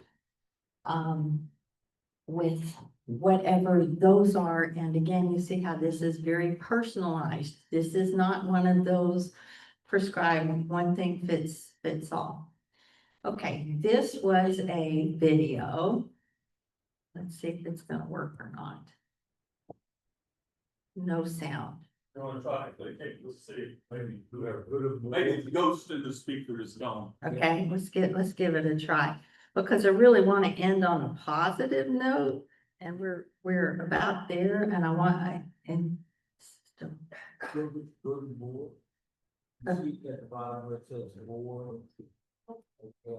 Oh, it's connected now, so oh, it's saying that it is connected and will be let's used. try and Okay, see. let's give it a try. Okay, so We have to turn up the top. okay, but not yet. I just want to say. So, this is gonna kind of pull some stuff together, gonna play on words, remembering. We've talked about several times. What does it mean? Again. Now, I hope that this is gonna, let me just go ahead and give a preference. If I use the word dismember, what does that usually refer to? If something is dismembered? It's kind of hard. It's like that amputation, right? And too often we talk about grief as closure, right? Cut it off. Close it off, all right? Where closure and close, those two opposites kind of paired together. To remember is to make that member kind of reattach it in a new and different way. And that doesn't mean that you're denying that the loss occurred. Remember, it's not reversible. The person is not gonna magically, my mom is not gonna be, my dad is not sitting here. Yet I've said, my dad is with me, right? Remembering, continuing bonds, creating a process, an integration of the loss back into myself. Now, let's see if this is gonna go. Welcome to Being In and Moving Through Mourning, Part 3, Remembering, AKA recollect and remember, scrap the scraps, store the stories, stitch them together, and make new meanings. Let's start with a member is part of the whole. Memories help us remember, put back together parts of life that have been dismembered by loss and grief. Tending grief usually coincides with tending physical belongings of the person who died. It can be overwhelming with extreme actions of holding on to every scrap or numbly tossing it all away. I bring to you the word remember, where we recollect or I recollect those memories. We sort through them and remember those cut off, dismembered parts of ourselves that we lost. It's less about the physical objects and more about their meanings for you. Here's something easy to remember. Remembering, scrap, store, or stitch. We can't hold on to everything, so it's important to scrap the scraps. But before doing so, ask, why did this person hold on to this? What did it mean to them? And then, yes, choose to let it go. Some things will have served their purpose. Let it go. For some things you're saying, I choose to not be or do this in my life. Store the stories? You bet. Explore those stories. Look, see, hear, learn from the other person. Stretch your understanding and empathy for this person and his or her journeys, struggles, decisions, and joys. Explore how these have played into who you are and how you live life. Store these stories within for future reflection and uses. Stitch them together, make new meaning. Yes, sew them together, creating new uses for head. To everything, there is a feeling and a purpose. Remembering memories and meanings, sewing them together, it's much like taking pieces and scraps and making them into something new. This quilt was made by my grandmother years ago. She took scraps from the clothes she'd made for her children, my dad and his brother and sisters, but had outgrown. She took the scraps and made them into something new that they could use. She created new patterns, new themes, and used these for everyday life and living. As I laid out this quilt to take the photo, my dog readily jumped up on it and made himself at home. He smelled something of a lot of comfort and love. And yes, there is a time to protect treasured memories from someone or something tarnishing or tearing them. Taking our quilt metaphor further, I share with you this poem, Life's Tapestry. Examine life's tapestry. Find yourself there. See how the threads of your life are woven together with those of others. Threads of love and work and tears and laughter stretch back across the years to ancestors unknown, to friends unmet. Threads newly woven tie your cares and hopes to familiar faces and to those yet forming whose threads must still be spun. Joy and sorrow, delight and sadness are entwined in the fabric of our lives. If we could remove a thread of sorrow, would we not risk unraveling our joy also? Could we pull out a thread of pain without removing the love and compassion that are knotted to it? So let the wheel spin, the spindle fly, the cloth is whole, and we are.